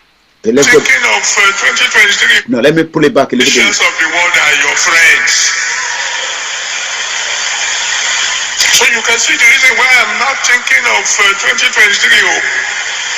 Maybe that's why God has not spoken to me about that because there is a lot to deal with. So Baba, I hope those things that God could not tell you because there's a lot to deal with, have those things been resolved? because we would still like to hear from this, very important person, elder statesman, the man of God, to give us clarity. So, what is God saying about Nigeria in 2023? Because a lot of us are concerned. Mukindada Babawa Adele Taiwo. Is God now communicating with Baba Deboye? Because last year it says God could not give him clarity because of a lot of reasons that we have already been discussing in the last 1.5 hours. Going into the 2 hours at 8:30, we're going to be bringing the program down. Once again, next week we might call in program where a lot of you will also have your say. But for tonight, let us just bear with us. We will not be able to bring in the call-in section. This is Star Radio UK. Please follow us on the Star Radio UK and on Twitter. We have told a lot of you, we need you to be on Twitter to do all this communication, the tagging, the hashtag, the trending. It is the important month. There are people trending PVC, but we are not seeing people trending Yoruba Nation. We are probably seeing more people trending Biafra because they have been trained to do so by Mazin and Dekano. Do I tell you one more thing? It is open secret. It's in the news. Undenied. That more than 90% of our income, more than 90% of the money we get from the leftover of the oil that was stolen, we are using it to pay the interest of the money we have already borrowed. More than 90%. And then it's news. I'm sure you listen to the news. We are borrowing more.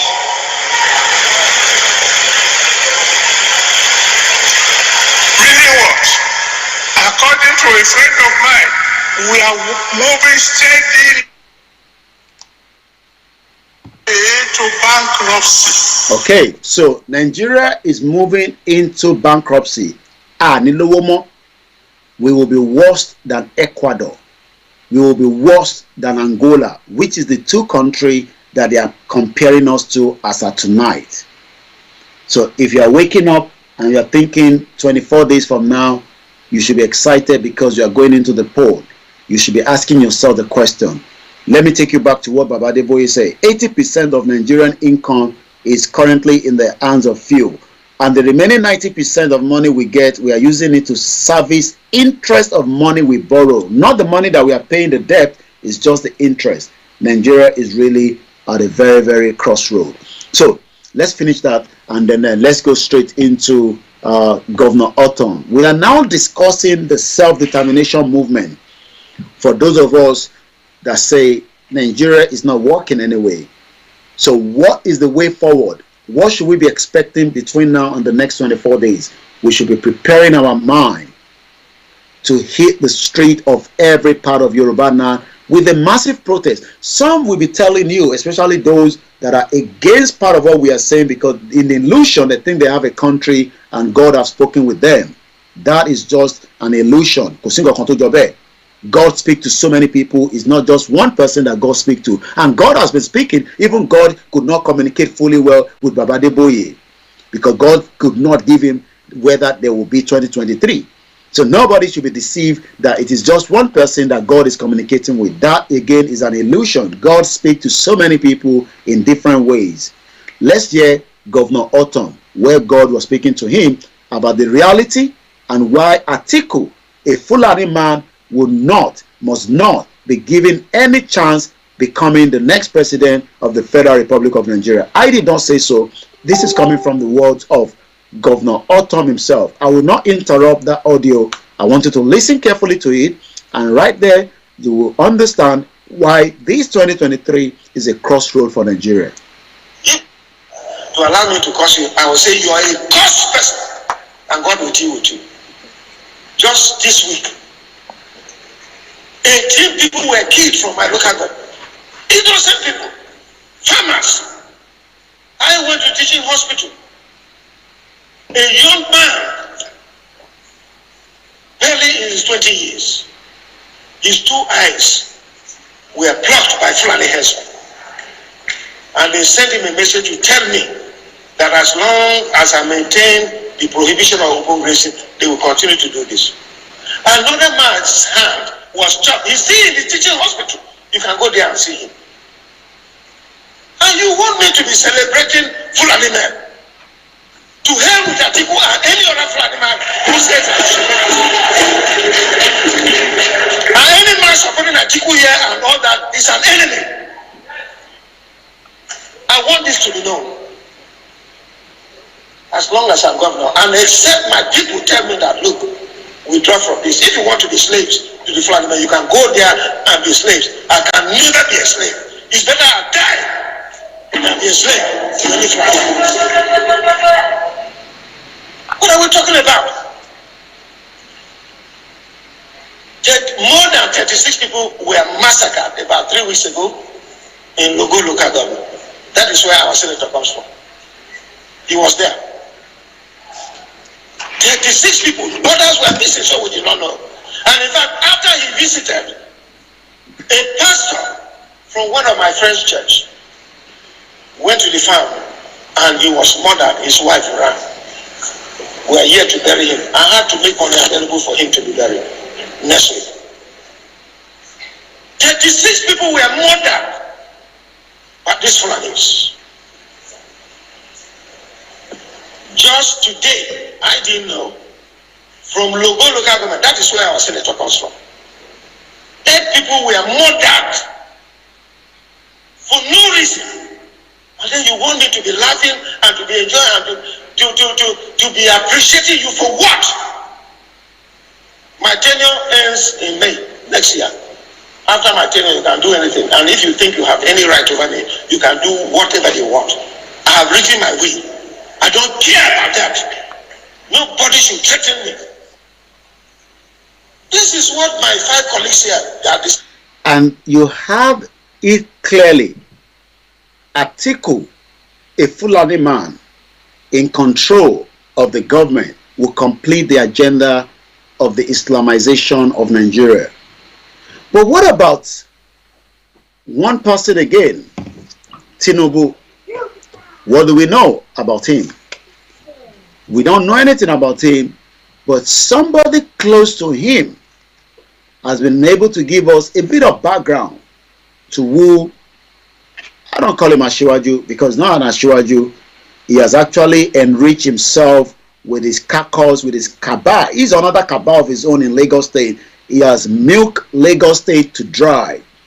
Tinubu also said in so many ways that last election in 2019, 2 billion van that came into his house were probably missing the road. They shouldn't be coming there.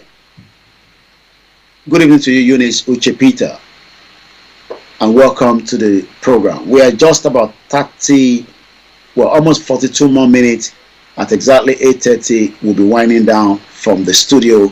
But for now, good evening to you, Ifami Komi Aro Ekabosoretosa.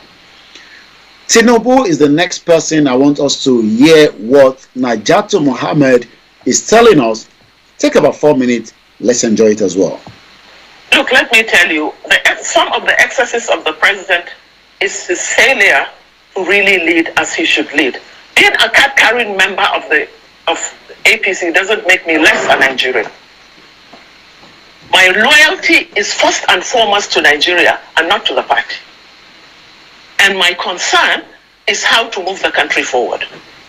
The president has failed in so many ways, like it or not. I'm the first person in this country to campaign for Muhammad Buhari. But I cannot also shy from the fact that he has failed the country in so many ways. There is not a single promise that he made to this country that he has fulfilled. And we just sit and pretend that we are APC, so we won't say this then. And another problem is that they are beginning to gag the press.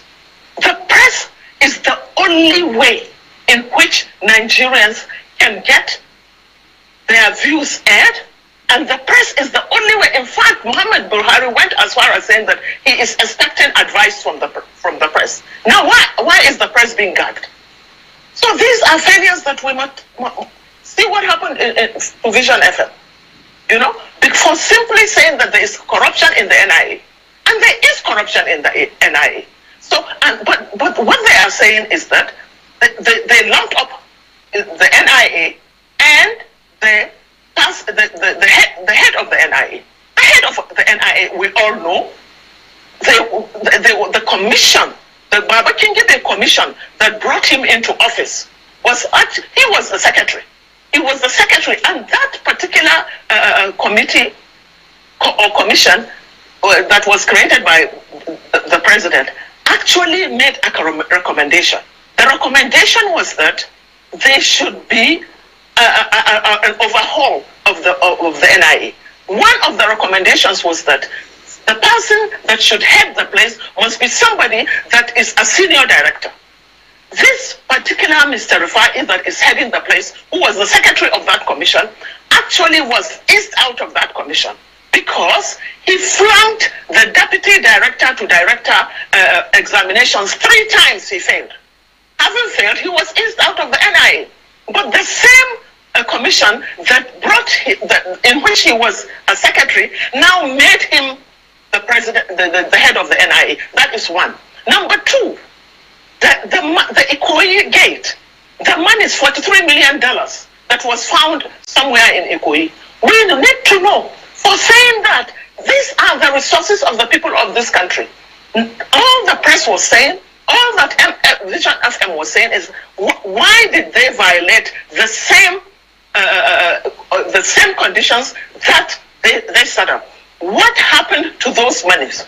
That was all. So for that, they were gagged. They have been levied $5 million, and the program, which is the most popular program in the north. So part of what Najatu was saying, that this government, I'm talking about President Muhammadu Buhari's government, gagged the press. So you can now see why Yoruba Nation has not been pushed to an extent in Nigeria, because the government do not want our message to filter into telling Nigerians or the Yoruba people who truly we are as our identity. So they've used every means to deceive Nigerians, to tell Nigerians that, look, you know, we cannot allow IPOB, Biafrans, to come and break Nigeria. We cannot allow Sunday Igboho, Baba Kintoye, to come and break Nigeria. We cannot allow all sorts of these to happen. And that is the reason why they have done everything within the means to disrupt that. Najatu was given a kind of narrative. She's not loyal. We cannot say she's loyal as well. But what she's done craftily is use that position within the APC to expose some of the things that we probably don't know.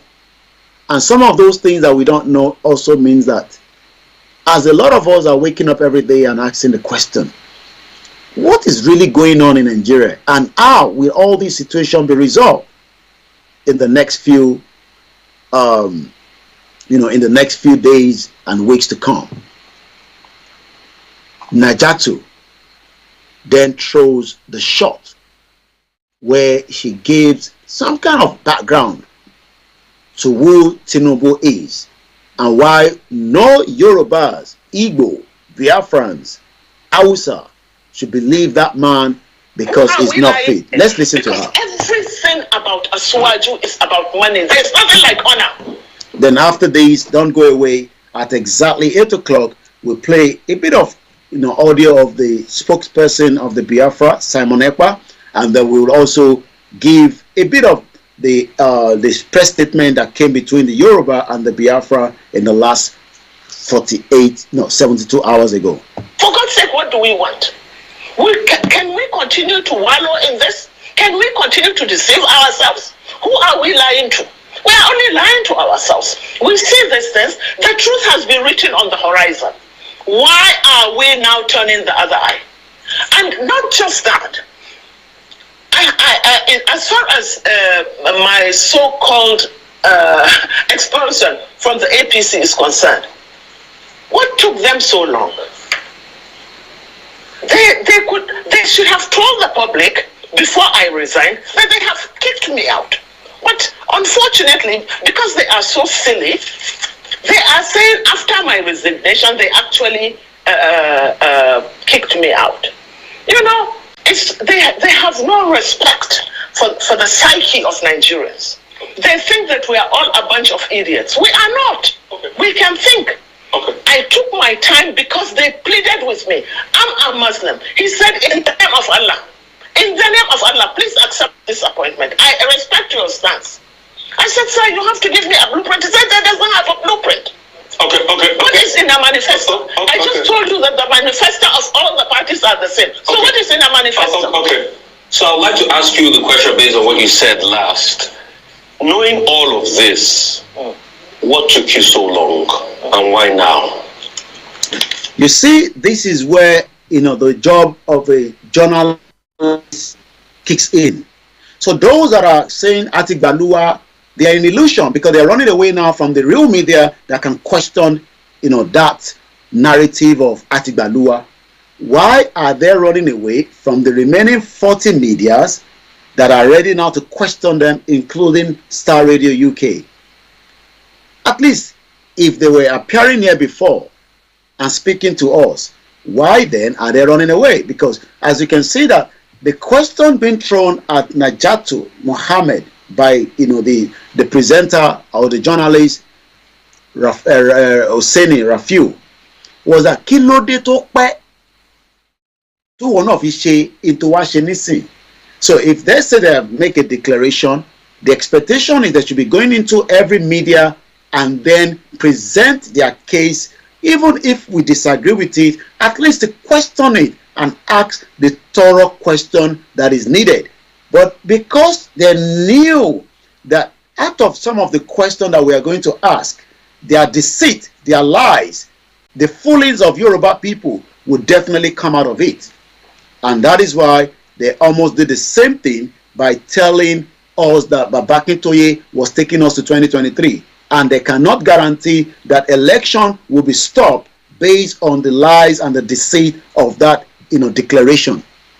Because if you say you have declared, there should not even be any presence of Nigeria formation in Yoruba land as of today. But are you not waking up into Nigeria every day? Are you not still waking up to activities of Nigeria? We are better off to shut down Nigeria in a form of protest and then force the federal government into a kind of dialogue to dissolve Nigeria. No international community is going to come and do that for us. So that we can push that message. But they're telling me already that work of a Nikon láti máa ṣe protest. Work of a sọ fún yín pé protest ni one any other thing than protest. Okay, we don't have any other thing than protest, but protest has a big stand. Today in UK, even though we cannot make it down there, but we already posted the video on our social media, you can check it out. The UK teacher were on strike and thousands of them, maybe not millions, were in Regent Street, but thousands of them have impact that almost every schools in UK, probably maybe in England, was grounded because some of our children did not attend school today. So that means millions of people were affected. Because, okay, I had to change my plans today. I had a plan. I didn't even realize that the teacher were going on strike until my wife said to me, oh, so, I have to stay at home. And I'm asking why. Oh, because one of the children is not going to be going to school. Not even one of them. So, if taba sọ pé taba jáde a máa ní aráàlú lára bá block gbogbo títì taba block airport ta block port authority ta block gbogbo highway ó máa ní impact. Yes, it has to do because we are asking for something that is going to help everybody in the long run. But what they've done is ẹ má kọ́ lọ ṣe yẹn o ẹ jẹ́ ká máa ṣe díẹ̀díẹ̀ àti gba illusion ìlú àti deceive wọn àti wà happy àti wà excited. Yes, everybody's excited. I mean, if I tell you now that we have a visa that can get you to UK, you'll be excited, even though you don't know whether that visa is true or not. So today, that is having a big impact. Now let's listen to Simon Ekpa in one of his videos that he did at the beginning of this month, telling the international community that the Biafra will go. Then after that, I will be reading out the press statement that came between the two of us that was released early this particular week. Let's listen to Simon Ekpa. No election, no Nigeria election will be allowed in Biafra territory in 2023. It is a task that must be done by every Biafran. For this reason, you must save the following date. These dates are going to be very, very significant date. Very, very important date. Save the following date. The 23rd of February 2023. The 24th of February 2023. The 25th of February 2023. The 26th of February 2023. The 27th of February 2023 and the 28th day of February 2023. Save this date in your calendars and wait for further instruction as to what to do with those dates. That is the spokesperson for the Biafra, Mazi Simon Ekpa, telling the Biafrans to keep a certain date in their heart as the election will not be held in Biafra land. What about the Yorubas? Have there been any latest instruction that we need to pass on to you? There has not been any instruction, but we are still sitting on the instruction that came out on the 17th of December that also back it on the January 8th that led to the protest in Lagos State. Those instructions are still active. So that means that our Yoruba are near right as of today at any time to come out in our mass gathering and disrupt. And I use the word disrupt because yes, there will be a kind of disrupt, because if we are going to block any highway, it will have disrupt, but we must allow emergency medical to pass through. So that is still the instruction on the ground. If there is going to be any further instruction, we will be communicating that with you prior, before now, and the next 24 days. But the further instruction that in Ilowotele is still active. That has not been nullified yet. So if anybody is saying, yes, we saw what happened in Lagos State, and we can now look the comparison of what happened in Lagos State, where in Kanu, nobody was shot, nobody was killed, and yet the presidential convoy was attacked. That is a crime that could have led to so many people being either arrested. But as I speak to you, no single northerners were arrested. Buhari could not commission those roads because they were also going to hit the helicopter that it was inside. So Yoruba, what we need to then do is, as much as some of us will not be on the ground, but those of you on the ground must start now thinking that our best option is to be out there on the street before the election gets closer.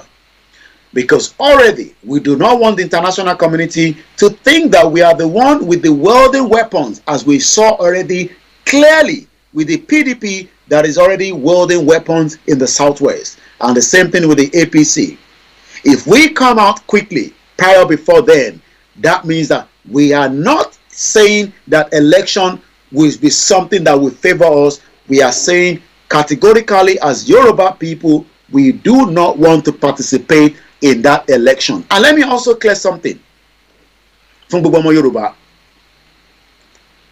let me say this, that election was part of what we were discussing for the last 3 years, because this election, until they started conning it and saying that Ominira, and that literally changed the view of millions of us again, because we thought that we were all running parallel together. But right now, we now realize that we are not running the same thing, because there's a skepticism and there's an hidden agenda that has been brought into the Yoruba movement. Election, and clearly October 8, I still have it in my record, Baba Akintoye said it clearly, the professor himself, the emeritus, 25 years he lived in the United States. He knows the rules of the game. He understands how the Yoruba people will exit. But we are now being told, he doesn't have any clue. He does not have anything. And they cannot even mention his name. And they have to now call him Olori number 1. That is a full disrespect to somebody of his caliber. And these were part of the reason why we now started looking at it and say to ourselves, we are no longer running the same show. They have the right as Yoruba people to cook food and drinks and whatever they want to do. It is just merry-go-round. We don't have a country yet, but we are working towards to achieve a country. So, lẹ́ẹ̀kan sí mo kí gbogbo ẹ̀dẹ̀ tí wọlé. Tèmítọ́pẹ́ Ọláyẹmí ṣe ìlú wo ni wọ́n gbà? Ọ̀tẹ̀ ìgbàlú kankan is all deniers. Ìrọ̀lọ́pàá.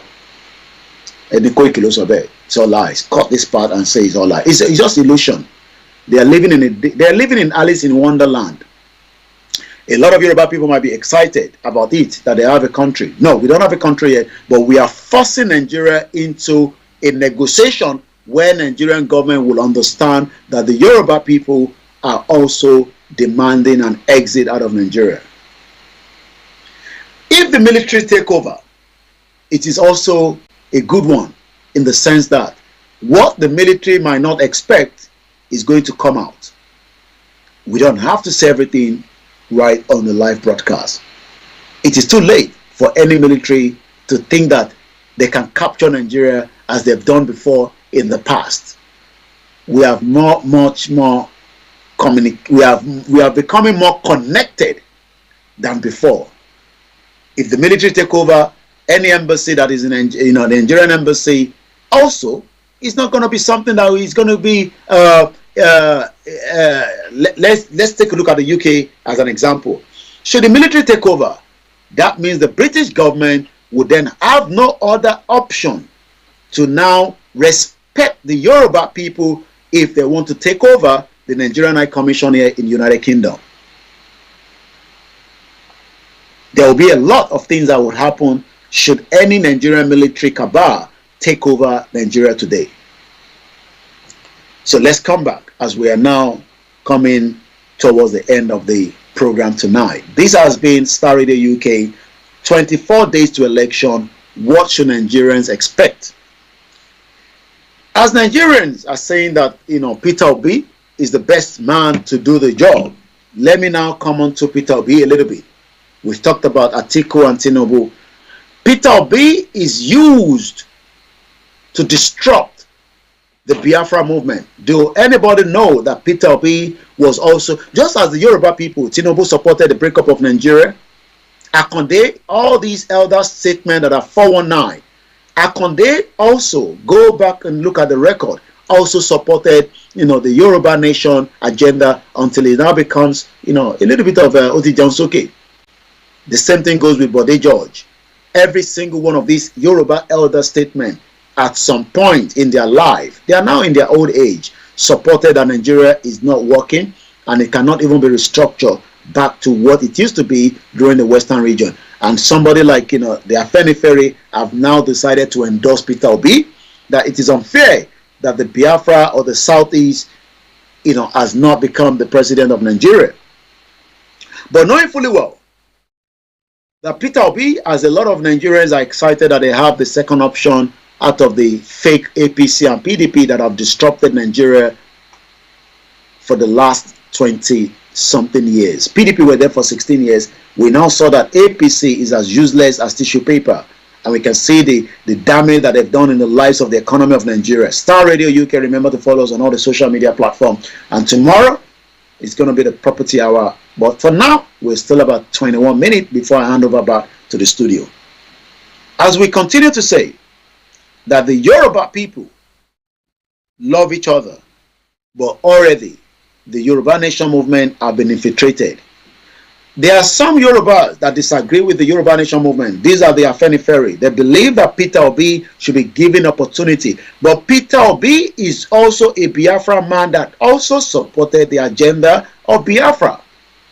So the question then is, what has changed that Peter Obi now thinks that being the president of Nigeria for 8 years, because he cannot go for more than 8 years. Do you know that even Peter Obi do not have anybody as a senator apart from probably one representing?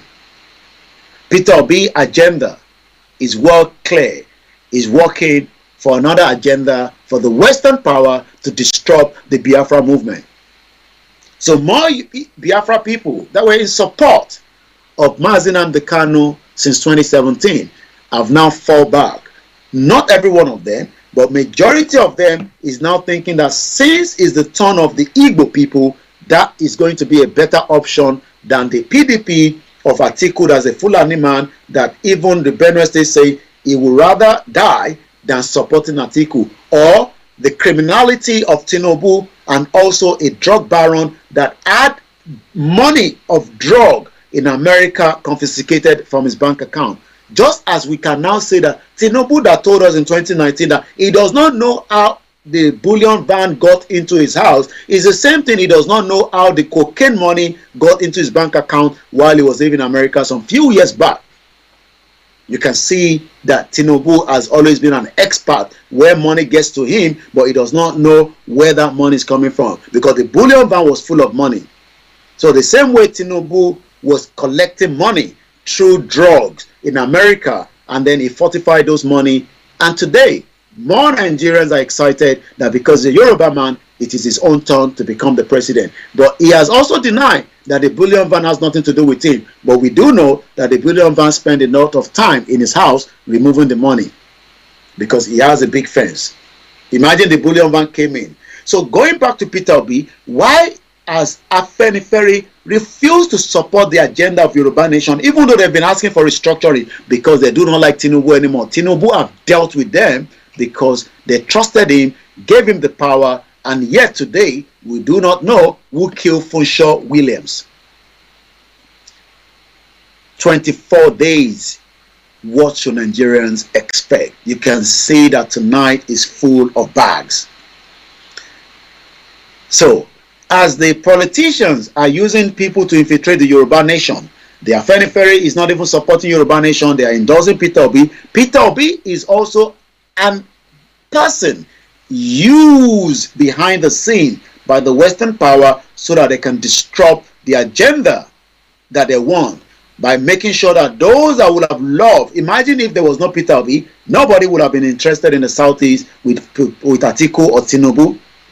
And already the ethnic card is also being played. So we are going to see APC, a Yoruba man, PDP, a Fulani man, and Labour Party, an Igbo man. So already Nigeria is divided in the next 24 days. The Yorubas in Lagos, in Southwest, do not want Peter Obi because he's an Igbo man. The Yorubas in Ondo State, in Oyo State, in Osun State, Ekiti State, Ogun State, Lagos State, Koiki State, Kwara State do not want an Igbo person that should become the next president of the Federal Republic of Nigeria. They will rather prefer the Yoruba man as Tinubu to become the president. So the question then is, the ethnic card is already in the row. Let's come to Atiku. The Fulanis that have controlled Nigeria for the last 62 years, handed over by the British Empire, the British government, to control Nigeria, does not want power to shift. They believe that they are superior. They believe that they are more perfect. They believe that they can engage the international community, especially the Arab countries that respect the North as an Islamic country, as against the infidels, according to one of their Islamic scholars that says Peter Obi is an infidel. And why should they be following Peter Obi? My question tonight is, Atiku, the Fulani man, will gain a lot of support from the North. The Northerners do not trust Tinubu. And that is the reason why they've given him Shetima as a backup, just in case. The Yoruba nation has nothing to do with any of these three individuals. The Yoruba nation movement is a separate movement, a movement for the right of a sovereign nation, an independent nation. Those that have told you lies that Baba Akintoye was going to allow Tinubu to become the president, then we will continue Yoruba nation, or if Tinubu does not become the president, then Tinubu will come and join Yoruba nation. That is their own agenda, not Baba Akintoye agenda. It is all part of the lie to destroy the old man. And tonight, I can tell you that don't be deceived by any of these such lies. Professor Adebanji Akintoye, a full Yoruba man, loves Tinubu, there's no doubt, just as he loves anybody that is a Yoruba person. Even some say the letter he wrote, which was last year, was kind of probably endorsing Tinubu. That is all part of the fake lies. Even somebody sent a message yesterday to say Baba Akintoye is no longer doing Yoruba nation. These are the agenda of the Bole Kaja media and the bloggers, just to try and destroy the old man. So, none of the Northerners would love to vote for Tinubu because they are not too sure of him. Let's go to the last person. An Igbo man becoming the president of Nigeria. Never for the North. The North will remember every atrocity both committed by both of them during the Civil War. The North would never want Igbo presidency in Nigeria today. They do not see the Igbo as people. They see them as a slave, even though some Yoruba also believe that the Igbo have their own hidden agenda and they are just waiting to grab the power. And the moment they grab the power, they would also unleash some of what is inside them. And likewise, the Igbo people say when Tinubu gets there, it will unleash some of what is in there. So the question is, three political parties, three different ethnic groups, what is going to be the outcome in the next 24 days is something that will be amazing to wait and watch. Nigeria has never been what it is in the last 62 years. The ethnic card is already been played. Some Yorubas refuse to endorse Tinubu. I'm talking about the Afenifere. They will rather endorse Peter Obi, knowing fully well that maybe Peter Obi will come and restructure Nigeria, but they've not been able to give us the structure how Peter Obi will restructure Nigeria based on the fraudulent 1999 constitution. This is Star Radio UK. It is the finest African and Caribbean radio station in London. The first day of the month, February 2023. The time for Nigerians to expect a lot. As we are winding down, I'm going to quickly read part of the press statement that was released. As we say, do not believe the Nigerian media. Even Najatu has told us that President Muhammadu Buhari was able to gag the Nigerian media, and today Nigerian media are not to be trusted. As we are going into the final part of this program tonight, like I say, thank you so much, Olabode Ibosola. You say, if all the media can be like you, I think by now we'll be in our land. They don't want to because they have been used to deceive millions of us for a very long time. And we appreciate everyone that has been with us in the last almost 2.5 hours. My name again is Olayomi Koiki. And I'm also saying thank you so much. Eyomo Yoruba, T1 Funny 2,000 naira, 500 naira, Wikelo Dibo. kò lè change anything. Ẹ jẹ́ ká fi 2,000 naira sílẹ̀. Ẹ support Yorùbá Nation movement. A mọ̀ pé lótìtọ́ inú ń bí ọ̀pọ̀lọpọ̀ yín. Please bear with us, those of our listeners that are not conversant or understanding the language, we will translate in the long run. A mọ̀ pé lótìtọ́ ẹ wà angry pé àwọn kan ni wọ́n ń run ní show Yorùbá Nation. But the Yoruba Nation is going to be something everyone will enjoy. The first thing tá máa kọ́kọ́ enjoy tí ìran Yorùbá bá dá dúró, òun ni a máa gba identity wa padà. Identity tá dẹ̀ fẹ́ gbà padà yẹn ó ṣe kókó, ó ṣe pàtàkì nítorí pé tí a bá ti sọ èdè wa nù within the next 200 years, that means pé ìran Yorùbá ti parẹ́ nìyẹn. Kò sọ́balẹ̀ ládé kan tó ń bẹ nílẹ̀ Yorùbá lénìí tí òun náà ní padà wàjà lásìkò tó bá tó, bí irú bàbá wa ikú bàbá yèyé kọ́lọ́n bá wa fọ̀run kẹ́wọn. Ẹ wo bí bàbá yẹn ṣe pẹ́ tó tọ́nà láfíà tí ara gungun lé ìyàwó pọ̀ ọmọ mọ́ pọ̀, bàbá yẹn padà lọ náà ni. Ǹjẹ́ irú bàbá yẹn nísìn tó bá ń bojú wẹ̀yìn, ǹjẹ́ in tí wọ́n ṣe sílẹ̀ lénìí tí àwa fi ń sọ pé ìran ọmọ Yorùbá gbọ́dọ̀ débi tó yẹ kó dé, irú ibo ni bàbá yẹn fi sílẹ̀ fún wa? À ń sọ̀rọ̀ nípa bàbá wa ikú bàbá yèyé tó ṣaláìsí láìpẹ́. Àwọn ti lọ nísìnyí, wọ́n ní ọba máa ń wàjà ni.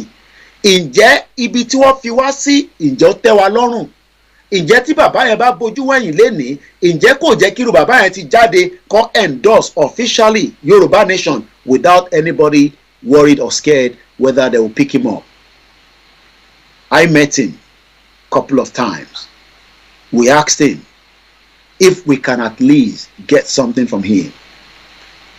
His views behind the closed door is different from his view from outside of what all of you are hearing.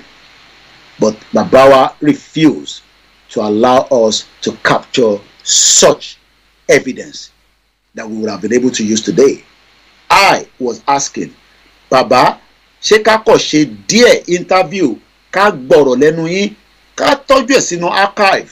Bàbá ní ẹ má ṣe yẹ̀yàn ọmọ mi lénìí, kọ́lọ́run ọba kó bá wa tọ́jú gbogbo àwọn mọ̀lẹ́bí tó fi sílẹ̀. Àmọ́ tí mọ̀lẹ́bí bá ń gbádùn, ǹjẹ́ gbogbo bí agbègbè tí bàbá gbé lénìí tí wọ́n fi lọ ní ìlú Ọ̀yọ́, ǹjẹ́ ó lálàáfíà? Ká má ti sọ gbogbo ilẹ̀ Yorùbá. So eléyìí ń lọ fún gbogbo àwọn ọba ilẹ̀ Yorùbá tó kù. Àbínú sọ́ba lótìtọ́ a ti lè fi ìbínú sọ̀rọ̀ sí yín rí. Àmọ́ ẹ máa wò pé ìjọ kan ń bẹ náà lórí ilẹ̀ yìí tẹ́yìn náà máa wàjà. Níbo lẹ fẹ́ jẹ́ kí ìran Yorùbá, níbo lẹ fẹ́ jẹ́ ká wà? Òun ni ìbéèrè tá à ń bi yín. Ẹ ṣé bàbá wa Ọmọ́tọ̀ṣọ́ Ọláwùnmí. Once again, this is Star Radio UK, your finest African and Caribbean radio station in London. Àwa ń fi àsìkò yìí, a fi ń rọ gbogbo ọmọ Yorùbá pé ká fọkàn wa balẹ̀. Ìrìn àjò Yorùbá Nation kò tí takú bí mọ́tò tó rìn lọ, torí pé mọ́tò APC ló takú, mọ́tò PDP ti takú, mọ́tò Labour Party ti takú, and in 24 days gbogbo tí ẹ rí á ṣẹlẹ̀ ní Nàìjíríà, nítorí pé we will never witness what is about to happen in Nigeria. Kékeré ni pressure tí ó wáyé ní 2014, hoping that Jonathan will not let Buhari become the president should he win. But Jonathan was ready to let go because he does not want the spill of blood. But we do know that the Nigerian military that have been infiltrated with a lot of evidence are preparing so many atrocities in the southwest and most especially in the Biafra land. And we are using this same opportunity again to continue to bring to the attention that takes me now to the press conference between us and the Biafra on the 30th of January, which is some 2 days ago. And it goes like this. Joint press statement by the Yoruba and the Biafra, put together by the spokesman of the Biafra, Mazi Simon Ekpa. Joint statement by the indigenous people of Biafra and the indigenous people of Orile-Ede Yoruba in response to the escalation of murderous aggression in Biafra and in Orile-Ede Yoruba by the Nigerian military forces and security agencies in complicity with Fulani militias and terrorists.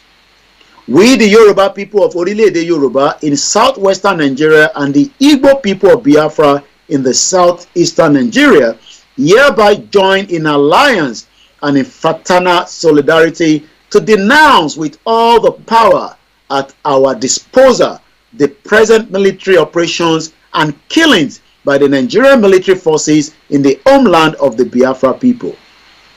We hereby draw the attention of the global community to the current escalation by the Nigerian military of the mindless violence on a genocidal scale being perpetrated against innocent and unharmed individuals, and the whole communities throughout the territory of the Republic of Biafra, and to reaffirm the unshakable joint determination of Biafran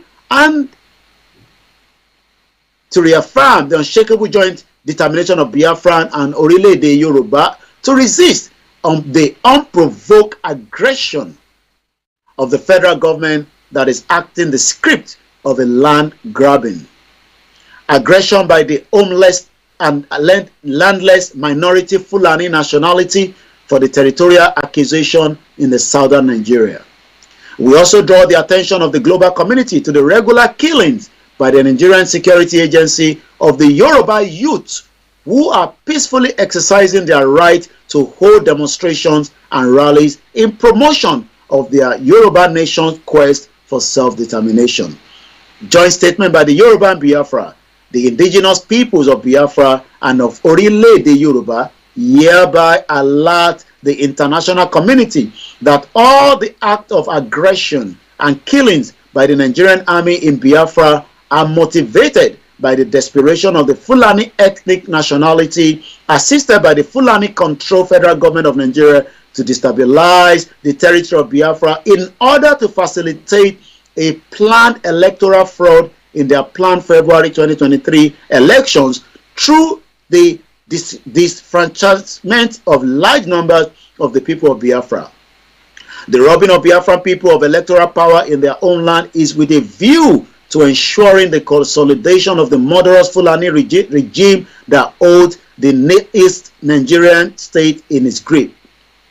We also inform the international community that the repeated and often murderous denial of freedom of expression and a peaceful demonstration in the territory of Orile-Ede Yoruba are all driven by the ultimate ambition of the Fulani to conquer, subjugate the indigenous people of Nigeria and turn their homeland into a Fulani homeland.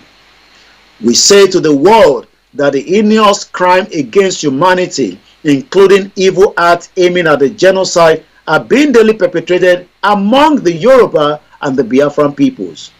In the barbarous, destructive, and disastrous country called Nigeria, an estimate 29,000 innocent and unarmed Yoruba people have been killed in Orile-Ede Yoruba, and about 1.6 million have been forced to flee into exile in the neighboring Benin Republic. In Biafra land, an estimate 45,000 have been killed, 10,000 are missing, 7,000 are illegal held in custody, over 3 million have been dispersed from their homes. We announce to the world the firm resolve of Biafran and Yoruba peoples that the unprovoked military aggression by the Fulani led in Biafra and Orile-Ede Yoruba shall be jointly resisted with all the means available to our peoples of Biafra and Orile-Ede Yoruba.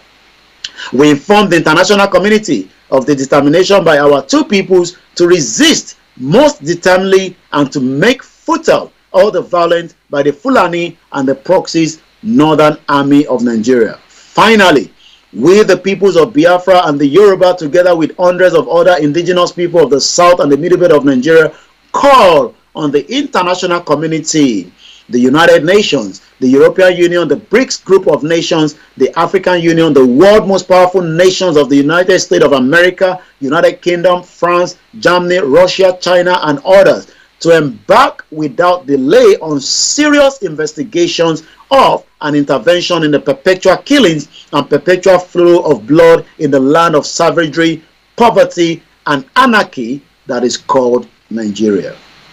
The world and the human race have a desperate duty to exercise the right to protect in Nigeria because of Nigerians' hundreds of indigenous nationalities that are threatened with extermination. The underneath cries of mass killings from Nigeria, the genocide, aggression against various nationalities in Nigeria, the destructions of human settlement and farms and other assets of rural life in Nigeria, the massive instances of raping of women for the purpose of degrading the sense of dignity of the whole peoples, the reckless act such as the burning of marketplaces, the desecration and destruction of churches and mosques, the ancestral shrine, the laying of the ambush on the roads, the highways, and the kidnappings of travelers that are aimed at destroying the economic life and the cultural heritage of peoples in order to pauperize, destabilize, and ultimately wipe them out. The oft-expressed cries from many Nigerian nationalities that are being targeted for extermination, the official encouragement and assistance by the Nigerian government of mass influx of non-Nigerian Fulani into Nigeria from other countries of West Africa for the purpose of reinforcing the Nigerian Fulani capability for aggression, killings, and destructions, and the frequent outcries from Nigeria about the complicity of the Nigerian government in these various crimes against humanity.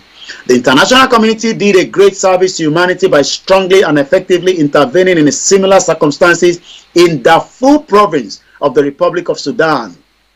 The international community did a great service to humanity too by powerfully intervening when Yugoslavia was going through a massively bloody experience of disintegrating. Conditions similar to Darfur condition and to Yugoslavia experience are now reigning in Nigeria. In the years since 2015, during which the killings, destructions, and the solid crimes against humanity have been escalated steadily in Nigeria, various agencies of international community have documented, have spoken out about these horrible Nigerian conditions. A United Nations Common Country Analysis CCA in 2015 painted a staggering, gloomy picture of Nigeria, describing Nigeria as a badly divided country and as one of the poorest and the most unequal country in the world, and added that for decades, various Nigerian people have cried out their plans for being dominated, oppressed, threatened, or even targeted for extermination. A United Nations Rapporteur General to Nigeria in 2019 reported that the constitution under which Nigeria was being governed, the constitution which a Fulani military dictatorship wrote and decreed in 1999 without any participation or consent by Nigeria, is a pressure cooker for misrule, injustice, conflict, and a national collapse.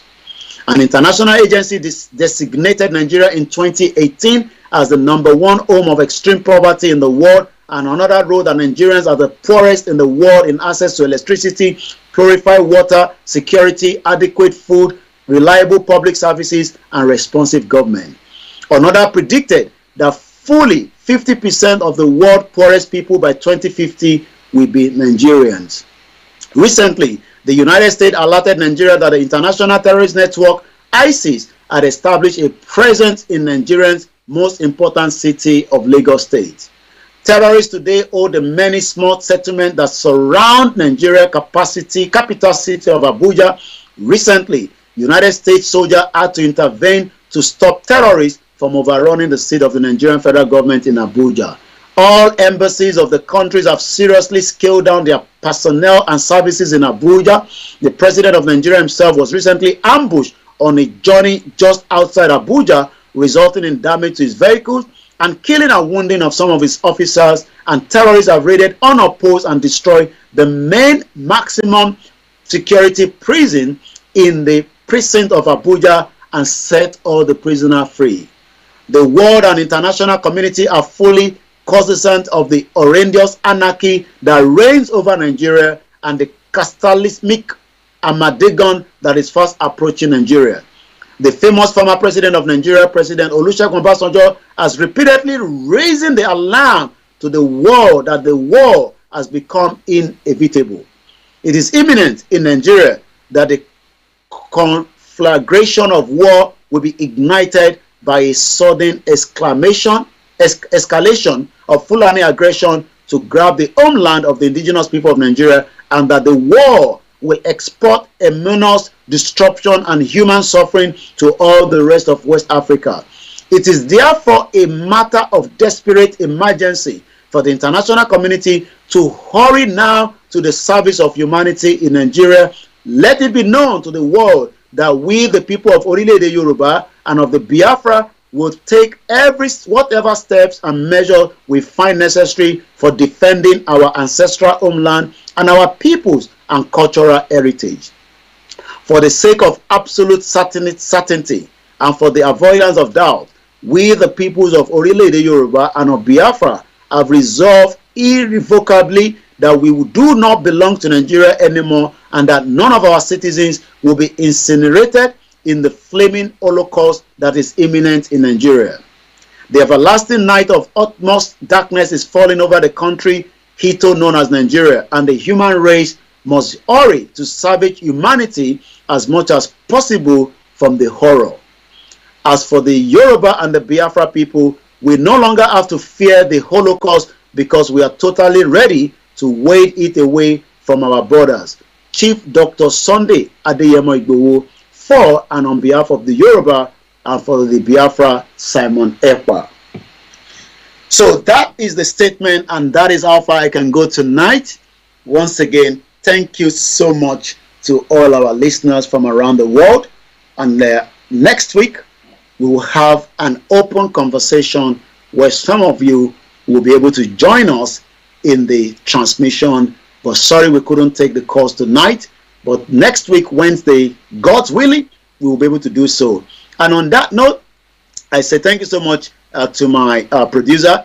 And as we hand over, let's get Janet, and let's listen to one of our music that we love to listen to all the time, which is also called Orile-Ede. And that is how we're going to end the program tonight. Thank you so much once again to all the back-end team that are working as well in the other platform. We appreciate you. We love you. Shegun Ono, my uncle, thank you so much. And as we go into the last part, let's enjoy this. Thank you so much, everyone.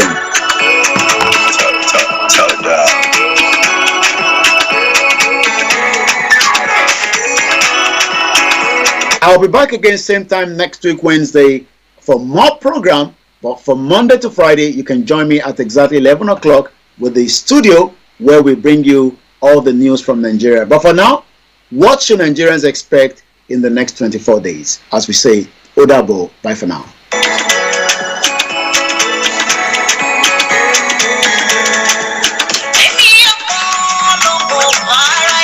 Thank you so much, God Lastborn, Samuel Adebayo, Lighton, and the rest of you on the Instagram, on the Twitter, from wherever you're watching. Make sure you register for a Twitter account, and let's continue the tweeting.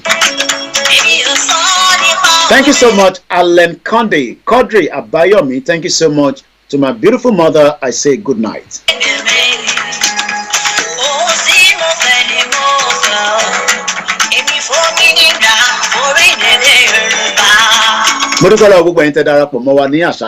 Thank you once again. My name is Olayomi Koiki, and it's been a fantastic one. 24 days to election. What should Nigerians expect?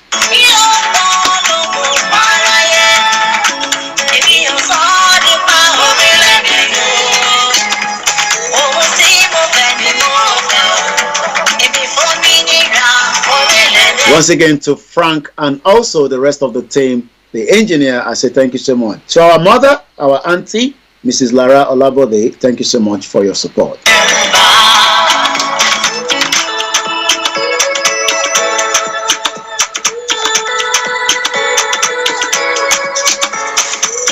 Join me tomorrow morning at exactly 11 o'clock as we say bye from this end.